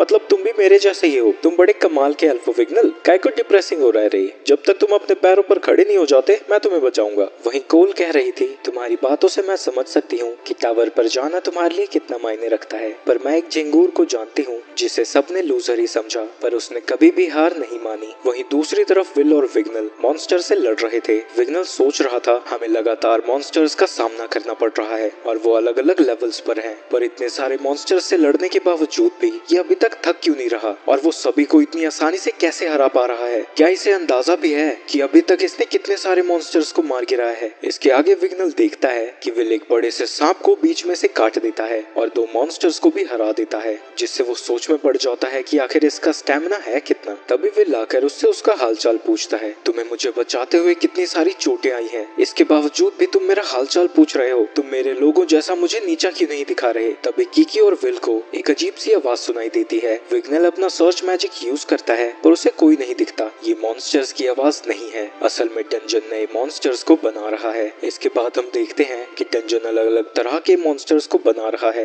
विल रॉक्सी के बनाए हुए बॉम्ब को जहाँ से मॉन्स्टर्स पैदा हो रहे थे वहाँ फेंक देता है। विल विग्नल को बताता है कि वल्कार फायर मॉन्स्टर्स होते हैं, इनकी बॉडी पर फिजिकल अटैक्स का कोई असर नहीं होता, इन पे सिंपल मैजिक का भी कोई असर नहीं होता, सिर्फ एल का इल्यूजन मैजिक ही है जो इन पर काम करता है। तो मुझे इसे हराने में तुम्हारी मदद चाहिए होगी। तुम्हारा दिमाग खराब हो गया है, मैंने तुम्हें पहले ही कहा है, मेरा इल्यूजन मैजिक फिजिकल फॉर्म नहीं ले सकता। मैं एक लूजर हूँ, मैं चाहे जितनी मर्जी कोशिश कर लूँ मैं हमेशा ही फेल हो जाऊंगा। तो चलो साथ में फेल होते हैं, हम कोई 30 मार खान नहीं है, तो जब तक हम फेल नहीं होंगे हम आगे बढ़ेंगे कैसे? फिक्र मत करो, मैं बिना एल्फी को मिले नहीं मरने वाला। हम दोनों के सपने कितने सेम है पर हम में कितना फर्क है। इसके बाद विल उस मॉन्स्टर से लड़ने चला जाता है पर फिजिकल अटैक्स का उस पर कोई असर नहीं होता और विग्नल उसकी मदद करने की कोशिश करता है, लेकिन उसका मैजिक मैजिक उन मॉन्स्टर्स पर काम नहीं करता। मुझे पता था मैं एक लूजर हूँ, अब वो मेरी वजह से मारा जाएगा। तभी वो मॉन्स्टर्स विग्नल पर हमला कर देते हैं, पर विल और कीकी मिलकर उनके अटैक को ब्लॉक कर देते हैं। और विल उससे कहता है तुम ये कर सकते हो, इतनी जल्दी हार मत मानो, मुझे तुम पर भरोसा है, इससे मुझ पर विश्वास है। पर मेरे तो साथी भी मुझ पर भरोसा नहीं करते, वो तो हमेशा ही मुझे नीचे ही दिखाते आए हैं, पर भले ही वो सच कहते हो मैं उसके विश्वास को नहीं तोड़ूंगा। जिसके बाद विग्नल फिर से अपने इल्यूजन मैजिक से उन मॉन्स्टर्स पर हमला करता है और इस बार उसका मैजिक उन पर काम कर जाता है और वो एक एक करके सभी मॉन्स्टर्स को खत्म कर देता है। आखिरकार तुमने ये कर ही दिया विग्नल। तभी विग्नल उसके सामने झुक जाता है। विल, मैं अपने रूड बिहेवियर के लिए तुमसे माफी मांगता हूँ और मैं गलत था, तुम एक महान वॉरियर हो। इसके बाद वो वहाँ से चले जाते हैं और विल रोस्टी के मैजिक आइटम का यूज करके वहाँ का एक मैप बनाता है और क्योंकि कीकी सभी की स्मेल को जानती है वो बाकियों को ढूंढने में उनकी मदद करेगी। इसके बाद हम जूलियस और सियोन को देखते हैं जिन्होंने काफी सारे मॉन्स्टर्स को हरा दिया है। क्या तुम्हारे पास पानी है? यहाँ पर पानी बड़ी कीमती चीज है तो उसे हमें सोच समझकर यूज करना चाहिए। अगर तुम्हारा गला इतना ही सूख रहा है तो अपनी बर्फ को पिघलाकर क्यों नहीं पी लेते? तुम्हारा दिमाग खराब हो गया है, यहाँ हमें मैजिक को बचाना चाहिए, ऊपर से हम बार बार सर्च स्पेल का यूज कर रहे हैं। अगर तुम अभी भी अपना गला फाड़ सकते हो तो शायद तुम्हें उतनी प्यास नहीं लगी है। जिसके बाद वो दोनों ही बहस करने लगते हैं। तभी सियोन जूलियस को खींचकर साइड में छुप जाता है। शांत हो जाओ, हमारे आसपास मॉन्स्टर्स हैं, तुम्हारा दिमाग खराब है, मैंने अभी अभी सर्च स्पेल का यूज किया है, यहाँ कोई भी नहीं है, तुम भूल रहे हो। कुछ मॉन्स्टर्स अपने प्रेजेंस को छुपा सकते हैं और कुछ ही देर में वहाँ बहुत सारे सेंटिनल्स आ जाते हैं। चलो जूलियस, अपने क्लोन्स को बाहर निकालो,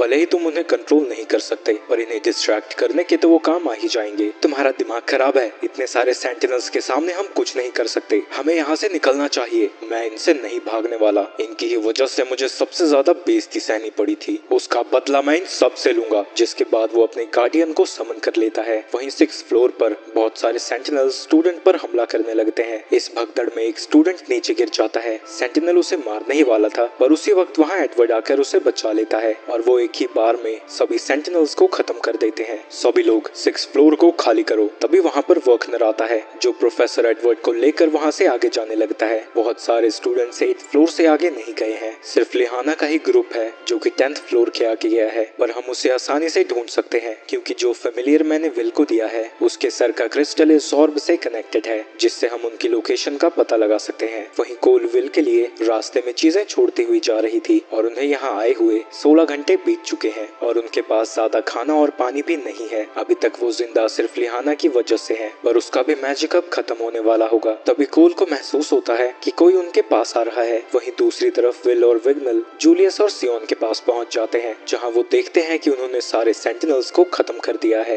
विग्नल कहता है क्या इन सभी को तुमने अकेले ही हराया है? तुम्हारा दिमाग खराब है, यहाँ मैं भी था, इसकी मदद करने के चक्कर में मुझे कितने सारे क्लोन्स को सैक्रिफाइस करना पड़ गया। जिसके बाद वो सभी रियलाइज करते हैं कि लड़कियां उन चारों में से किसी के पास नहीं है। वहीं लिहाना और कोल की तरफ एक आदमी बढ़ने लगता है और वो प्रोफेसर ब्रूनो था, लेकिन तभी उसका सर नीचे गिर जाता है और हेडलेस कहता है और वे कितना सोड़े हो, हमारे पास इस बकवास का टाइम नहीं है। ये सब आखिर इस फ्लोर तक पहुंच कैसे गए? मैंने तुम्हें ऊपर वाले फ्लोर्स का ध्यान रखने को कहा था। लगता है उस मॉन्स्टर ड्यूक ने अपना काम ढंग से नहीं किया होगा। अपनी गलतियों की जिम्मेदारी दूसरों को देना बंद करो, तुम्हारी इन्हीं करतूतों की वजह से हमारा प्लान खतरे में आ चुका है। कॉल उनसे पूछती है तुम लोग हो कौन और क्या तुमने प्रोफेसर को मार दिया? तभी हेडलेस उसके सर को तोड़ देता है। हम तो बस बुरे लोग हैं जो उस नकली स्काई को तोड़ना चाहते हैं। लिहाना सोचती है अगर उन्होंने उस बैरियर को डिस्ट्रॉय कर दिया तो सब कुछ तबाह हो जाएगा। तुम लोग अगर यहाँ पर आई गई हो तो मुझे नहीं लगता कि तुम्हें फर्क पड़ेगा अगर मैं तुम्हारे सुंदर से सर ले लूं। और वो उन दोनों पर हमला कर देता है पर ऐन वक्त पर विल आकर उन्हें बचा लेता है। सियोन कहता है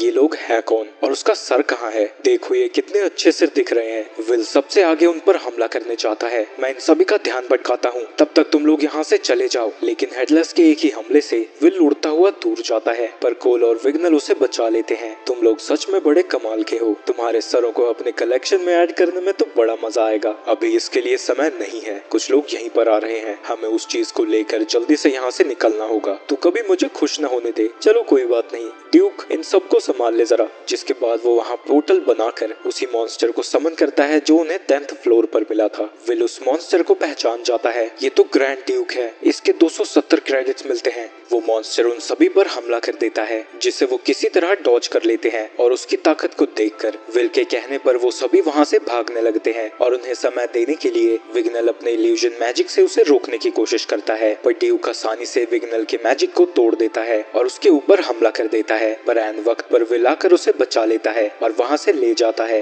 विल सभी को बताता है कि इसका नाम इविल ग्रैंड ड्यूक है, जो कि 25वें फ्लोर का मॉन्स्टर है। जूलियस कहता है कि 25वें फ्लोर का मॉन्स्टर यहाँ क्या कर रहा है। लिहाना को लगता है कि इसके पीछे भी उन्हीं मैजिशियंस का हाथ है। इसके बाद सभी मॉन्स्टर्स विल और उसके साथियों को ढूंढने लगते हैं और ये चीज विल ऊपर से देख रहा था और कहता है कि जरूर ड्यूक ने ही इन सभी को ऑर्डर दिया होगा उन सभी को ढूंढने के लिए। जूलियस को लगने लगता है कि वो कभी यहाँ से बचकर नहीं निकल पाएंगे और उनकी मौत यहीं होगी। वहीं लिहाना सोच रही थी सभी लोग इंजर्ड और थके हुए हैं, उनके दिलों से उम्मीद भी खत्म होती जा रही है, अब हमें क्या करना चाहिए। तभी विल कहता है हमें लड़ना होगा, ड्यूक को हराने के अलावा हमारे पास कोई ऑप्शन नहीं है, क्योंकि वो सभी मॉन्स्टर्स उसी की बात सुन रहे हैं। अगर हम उसे हरा देते हैं तो वो मॉन्स्टर्स को समझ नहीं आएगा कि वो किसकी कमांड को फॉलो करें और इस दौरान हम यहाँ से भाग सकते हैं। जूलियस कहता है तुम्हारा दिमाग खराब है, अगर हम उससे लड़ने गए तो हमारी मौत पक्की है, फिक्र मत करो, मेरे पास एक प्लान है, कौन ही होगा जो तुम्हारे प्लान पर भरोसा करेगा। तभी विग्नल कहता है कि विल ने कई बार उसकी जान बचाई है और मैं उस पर पूरा विश्वास करता हूँ। कॉल ऑब्वियसली विल पर भरोसा करती है और सियोन का मानना है कि भागने से अच्छा तो लड़ना है, पर इसका मतलब ये नहीं कि वो विल से अग्री करता है। तभी लियाना कहती है लगता है मैं गलत थी, तुम शील्ड नहीं बल्कि लीडर हो, तुम अकेले ही हो जो अभी तक निराश नहीं हुआ है, और अगर विग्नल जिस पर मैं सबसे ज्यादा भरोसा करती हूँ वो तुम पर यकीन करता है तो मैं भी तुम पर भरोसा करती हूँ, हमें ऑर्डर दो। वहीं जूलियस का दिमाग खराब हो रहा था, तुम लोग सनकी हो गए हो क्या, हम इस लूजर के प्लान पर कैसे काम कर सकते हैं, मैं अकेला कुछ नहीं कर सकता और इस प्लान में हमें तुम्हारी ताकत की सबसे ज्यादा जरूरत है, जिसके लिए मैं तुम्हें एल्फी के स्पेल की एक ट्रिक भी सिखाऊंगा। जिसके बाद सबसे पहले जूलियस और कोल उस ड्यूक का ध्यान भटकाने के लिए चले जाते हैं। तभी ड्यूक उन पर हमला कर देता है पर वो उससे बच जाते हैं। वहीं जूलियस ने अपने बहुत सारे क्लोन्स बनाए थे और वो एक मैजिक स्पेल कास्ट कर रहा है और हम कुछ समय के पहले के सीन में देखते हैं विल ने उससे कहा था कि वो जिस एल्फी के मैजिक को यूज कर रहा है वो उसका यूज करके लंबी इनकांटेशन कर सकता है। ज्यादातर ऐसा होता है कि एक बार इनकांटेशन रुक जाए तो फिर से शुरू करना होता है, पर अगर उसका क्लोन इनकांटेशन कर रहा है तो रुकने के बाद उसका दूसरा क्लोन उसे वहीं से कंटिन्यू कर सकता है, यानी वो आसानी से लंबे मंत्रों वाले स्पेल को कास्ट कर सकता है। वहीं ड्यूक जूलियस के क्लोन्स को डिस्ट्रॉय करता जाता है और ऐसे ही करते करते वो उसके सामने पहुंच जाता है। जब ड्यूक उसके ऊपर हमला करने जाता है विल सभी को उसे कवर देने को कहता है, जिसके बाद कोल, सियोन और विग्नल एक साथ मिलकर ड्यूक पर हमला करते हैं। पर जब सारा धुआं शांत होता है वो देखते हैं कि उसका कुछ भी नहीं बिगड़ा था। जिसके बाद ड्यूक फिर से उन पर हमला करने की तैयारी शुरू कर देता है तो विल पीछे से जाकर उस पर अटैक करता है, पर इससे भी उसका ज्यादा कुछ नहीं बिगड़ता क्योंकि उसकी स्किन बहुत ज्यादा मजबूत है। जिसके बाद विल विग्नल के साथ मिलकर उस ड्यूक का ध्यान भटकाते हैं और कुछ देर में ही जूलियस ने अपना स्पेल कास्ट कर दिया था और वो ड्यूक के ऊपर एक पावरफुल हमला कर देता है। पर उस हमले के बावजूद भी ड्यूक वापस से खड़ा हो जाता है, जो देख के सभी लोग हैरान हो जाते हैं। पर विल को पता था कि ऐसा होने वाला है और वो लिहाना को इसे खत्म करने को कहता है क्योंकि वो अपनी मूवमेंट स्पीड और ताकत से उसके वीक पॉइंट पर हमला कर सकती है। पर जैसे ही वो उसके पास पहुंचती है उसके सामने एक बैरियर आ जाता है और लिहाना को लगता है कि ये जरूर ऑटोमेटिक बैरियर है जो कि उन दोनों मैजिशियंस ने ही बनाया होगा। तभी ड्यूक उसके ऊपर हमला कर देता है तो विल उसे बचाने पहुंच जाता है, पर उसकी स्पीड काफी नहीं थी तो कीकी को उन्हें बैरियर से प्रोटेक्ट करना पड़ता है, लेकिन वो उसके बैरियर को नहीं रोक पाती, जिससे विल का चश्मा भी टूट जाता है जो कि एल्फी ने विल को गिफ्ट किया था। वहीं वर्कनर और एडवर्ड उस क्रिस्टल में देख लेते हैं कि वहाँ ड्यूक पहुंचा हुआ है और वो स्टूडेंट्स की मदद करने के लिए और जल्दी जाने लगते हैं। वहीं विग्नल उन दोनों को नीचे गिरने से बचा लेता है। वहीं एल्फी के गिफ्ट को टूटा हुआ देखकर विल अभी भी शॉक में है। वहीं ड्यूक जूलियस की आइस से खुद को आजाद कर लेता है। लिहाना सभी से कहती है कि वो यहाँ से चले जाएं, तब तक वो उस मॉन्स्टर का ध्यान भटकाएगी, चाहे इसमें उसकी जान ही क्यों ना चली जाए। कॉल उससे कहती है कि उसे ऐसा करने की कोई जरूरत नहीं है, तुम्हें पता है कि हमारी फैमिली के लोग जल्दी कैसे मर जाते हैं, क्योंकि नाइट के तौर पर हमारी ड्यूटी है कि हम अपने कॉमरेड्स की रक्षा करें, चाहे इसमें हमारी जान ही क्यों ना चली जाए। वहीं ये सब सुनकर विग्नल भी उसके साथ लड़ने चला जाता है। वहीं जूलियस को समझ नहीं आता कि अब वो करे क्या। वो दोनों साथ में मिलकर ड्यूक पर हमला कर रहे थे पर उनके हमलों का ड्यूक पर कोई असर नहीं होता। ये सब देख के सियोन घबरा जाता है और वो सोचने लगता है कि हमें यहाँ से भाग जाना चाहिए, वो दोनों मरने वाले हैं, अगर हम नहीं चाहते कि उनकी मौत व्यर्थ जाए तो हमें यहाँ से भागना ही होगा, इसमें कुछ भी शर्मनाक नहीं है, हमें यहाँ से जल्दी से चलना चाहिए। तभी विल कहता है सियोन प्लीज मुझे मुक्का मारो, एल्फी के दिए हुए चश्मे टूट गए हैं, मैं उनके बिना कुछ भी नहीं हूँ, मुझे बहुत डर लग रहा है। सियोन उसके कॉलर को पकड़कर उठा लेता है, साले चंपू ये सब कुछ तेरा किया धरा रहा है? तूने ही हमें लड़ने को कहा और अब तुम्हारे पांव कांप रहे हैं। उठो और अपने डिसीजन की रिस्पॉन्सिबिलिटी लो। थोड़ी देर बाद विल उसका हाथ पकड़ लेता है। थैंक्स शियोन, अब मैं नहीं कांप रहा हूँ। जिसके बाद विल उठकर उस मॉन्स्टर से लड़ने जाने लगता है। इसके दिमाग में चल क्या रहा है? ये तो बिल्कुल नहीं डर रहा। कॉल कहती है कि वो डरा हुआ है और अभी नहीं, वो हमेशा ही डरा रहता है। पर सियोन को इस पर यकीन नहीं होता। तो कॉल कहती है, तुमने कभी तलवार को पकड़ा है? जादूगर तो स्पेल दूर से कास्ट कर सकता है, पर तलवार पकड़ने वाले को अपने से ताकतवर और बड़े मॉन्स्टर्स के पास जाना पड़ता है। तुमने कभी सोचा है कि ये कितना भयानक होता है? विल डरपोक है, जो अपने डर के बावजूद भी हमेशा आगे बढ़ता रहता है। शायद इसे ही हम बहादुरी कहते हैं। वहीं उससे लड़ते हुए विल सोचने लगता है, ये अपने साइज के हिसाब से बहुत ज्यादा फास्ट है। अगर हमें इसे हराना है तो इसे जमीन पर रखना होगा और इसके लोहे जैसे पंखों को काटना होगा। जिसके बाद कोल भी उसके साथ लड़ने के लिए पहुंच जाती है। ड्यूक विल पर हमला करके उसे दूर फेंक देता है। वहीं उस चश्मे के बिना विल को अब डर लगने लगा है, पर मौत से कहीं ज्यादा उसे किसी अपने को खोने का डर है। जिसके बाद ड्यूक फिर से उसी बड़े स्पेल को कास्ट करता है, पर विल इस अटैक को पहले ही देख चुका है। उस अटैक के खत्म होने पर वो सभी देखते हैं कि वहाँ विल की बस स्वॉर्ड है और विल ड्यूक के ऊपर है। ये देख के कॉल अपने पूरे मैजिक को यूज करके एक स्पेल कास्ट करती है, जिससे विल के हाथ में एक स्वॉर्ड आ जाती है। इसका यूज करके विल उस मॉन्स्टर के एक पंख को काट देता है। इसकी वजह से ड्यूक पगलाने लगता है। वहीं सियोन भी अपने गार्डियन पर खड़ा होकर वहाँ पहुंच चुका है और वो एक स्पेल कास्ट करता हुआ उस ड्यूक के सामने कूद जाता है। अगर वो ऐसा कर सकता है तो मैं भी कर सकता हूँ। और सियोन एक बहुत ही पावरफुल फायर स्पेल से उस पर हमला करता है, लेकिन इस खतरनाक हमले के बाद भी ड्यूक का कुछ नहीं बिगड़ता और वो सियोन को दूर फेंक देता है। ये देख के सियोन सोचता है, इसके ऊपर तो वॉन्ड का कोई असर नहीं है। वहीं विल सोच रहा था, इसका तो स्वॉर्ड से कुछ भी नहीं बिगड़ रहा। तभी उसके पास एक क्रिस्टल आता है और रोस्टी धीमे से कहता है, वॉन्ड और स्वॉर्ड। इसके बाद हम एल्फी के कुछ पास्ट का सीन देखते हैं, जो कि देखकर कुछ नहीं समझ आता। जिसके बाद हम एक औरत को देखते हैं जिसके हाथ में एक बच्चा था। ये सब कुछ इस दुनिया को प्रोटेक्ट करने के लिए है। एक दिन वॉन्ड और स्वॉर्ड साथ में जरूर आएंगे। तभी विल के दिमाग की बत्ती जलती है और वो अपनी तलवार उठाकर कहता है, सियोन, हमें इसे हराने के लिए वॉन्ड और स्वॉर्ड दोनों की जरूरत पड़ेगी। तो सियोन अपने फायर मैजिक से विल की तरफ अटैक कर देता है। वहीं वो सारा मैजिक विल की स्वॉर्ड के अंदर जाने लगता है। किसी को समझ नहीं आ रहा था कि यहाँ हो क्या रहा है। विल उसके हमले को डॉज करता हुआ ड्यूक के पास पहुंच जाता है और उसकी ताकत बढ़ती ही जा रही है। उसे ऐसा लग रहा है जैसे कि वो कोई स्पेल कास्ट कर रहा हो और वो अपने एक ही हमले से उस बड़े से मॉन्स्टर को बीच में से काट देता है। ये देख के किसी को यकीन नहीं होता कि विल ने अपनी स्वॉर्ड से ही उस मॉन्स्टर को कैसे हरा दिया। विल को जो नई ताकत मिली थी वो खत्म होने लगती है और उसकी तलवार भी फिर से नॉर्मल हो जाती है। वहीं विल को भी नहीं पता था कि वो सब आखिर था क्या, पर इससे पहले कि वो अपनी जीत को सेलिब्रेट करते, उन्हें मॉन्स्टर्स की चिल्लाने की आवाज आती है और हम देखते हैं कि उनकी तरफ बहुत सारे सेंटिनल्स और गार्ड्स दौड़ते हुए आ रहे हैं। पर अब उनमें से किसी के पास भी इतनी ताकत नहीं है कि वो उठ के दोबारा लड़ सके। वहाँ पे एडवर्ड और वर्कनर तो पहुंच जाते हैं, लेकिन तभी एक मॉन्स्टर जूलियस के बहुत करीब पहुंच जाता है और वो इतनी जल्दी उस तक नहीं आ पाएंगे। वो मॉन्स्टर जूलियस को मारने ही वाला था, तभी वहाँ कोई स्पेल कास्ट करता है और वहाँ खड़े सभी के सभी मॉन्स्टर्स एक ही झटके में गायब हो जाते हैं। वो सभी जब ऊपर देखते हैं कि वहाँ एरन मास्टेरियस ओल्ड किंग है, जो कि मागिया वॉन्डर का किंग और सबसे ताकतवर मैजिशियन है। वहीं उन सब के इक्विपमेंट्स को देखकर विल समझ जाता है कि वो डंजन में एक्सपेडिशन पर गए थे। तभी एरन कहता है, चिल्ड्रन ऑफ मैजिक, तुम बहुत अच्छे से लड़े और अब फाइनली वो सभी लोग सेलिब्रेट कर सकते थे। वहीं एरन को देखकर सभी लोग उसके सामने अपना सर झुका देते हैं, पर जहां सभी लोग उस किंग को देख रहे थे,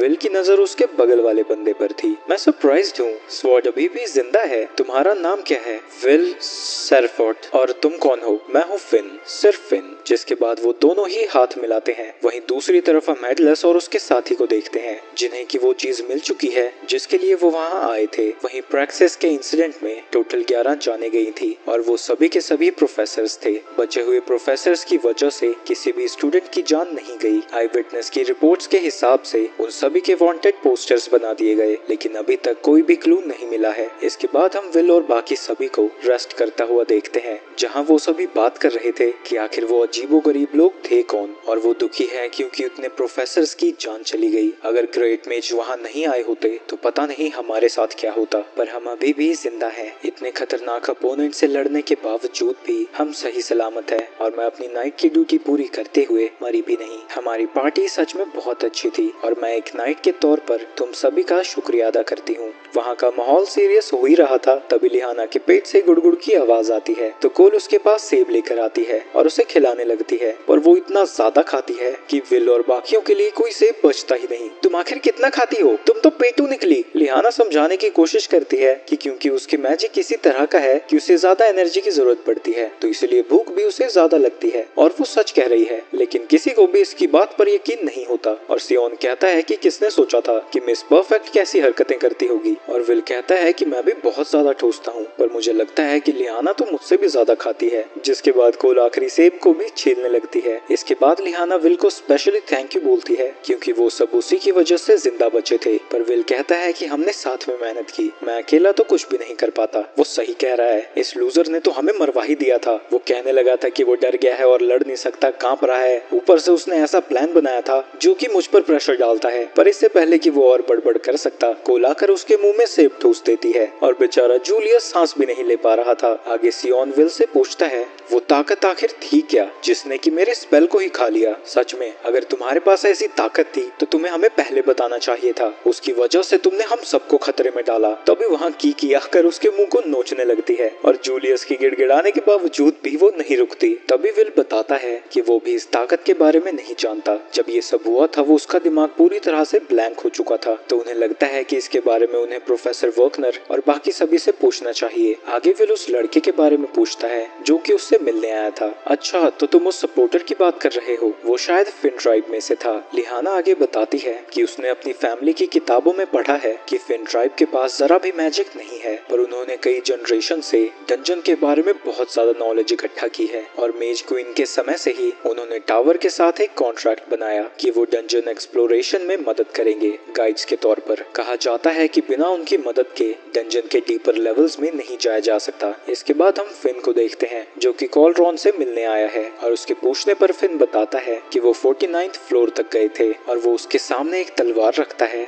जिसे कि कॉलरॉन मेज स्लेयर कह के बुलाती है। तुमने सही पहचाना, हमें 40वें फ्लोर पर कुछ अजीबोगरीब लोग मिले थे जिनसे हमें लड़ना पड़ा। लड़ाई में हमारे 40 हाई मेजेस मारे गए। वो ऐसे अपोनेंट्स नहीं थे जिन्हें की पकड़ा जा सकता था, तो हमें उन्हें मारना पड़ा। आगे वो कहता है कि वो मेज स्लेयर उनके किसी एक्सपेरिमेंट्स का नतीजा है। इस वेपन की एनालिसिस मैं तुम पर छोड़ता हूँ, पर तुम्हें अब से संभल कर रहना चाहिए। अब चलो मेन टॉपिक पर आते हैं। तुमने मुझे उस लड़के के बारे में क्यों नहीं बताया? वॉन्ड्स तुम्हारे अंडर हैं पर स्वॉर्ड्स मेरे अंडर आते हैं। तो वो उसे बताती है कि विल स्वॉर्ड से ज्यादा वॉन्ड में इंटरेस्टेड है और वो एक दिन मागिया वॉन्डर बनना चाहता है। इसके बाद थोड़ी देर वो एक दूसरे को घूरते हैं और फिन कहता है चलो ठीक है, अभी के लिए मैं उसे तुम्हारे पास छोड़ देता हूँ, पर अब से वो जो करता है उसमें मेरा भी हाथ जाएगा। इसके बाद हम विल को देखते हैं जो कि बाहर प्रैक्टिस कर रहा था और ऊपर खड़े होकर ये तीनों देख रहे थे। इसकी बॉडी किस तरह की है, ये मेज कम और डॉफ ज्यादा लगता है। एक एल्फ के दोस्त को तुम डॉफ जैसे बारबारियन से कंपेयर मत करो, वो एक वॉरियर है। और लिहाना कहती है कि शायद उसकी ये सिंप्लिसिटी और डेडिकेशन ही उसकी ताकत का राज है। तभी सियोन खिड़की के पास आकर विल का नाम चिल्लाता है और उसे अपने साथ लड़ने को कहता है और सीधा वहाँ से छलांग लगा देता है। पर दर्द की वजह से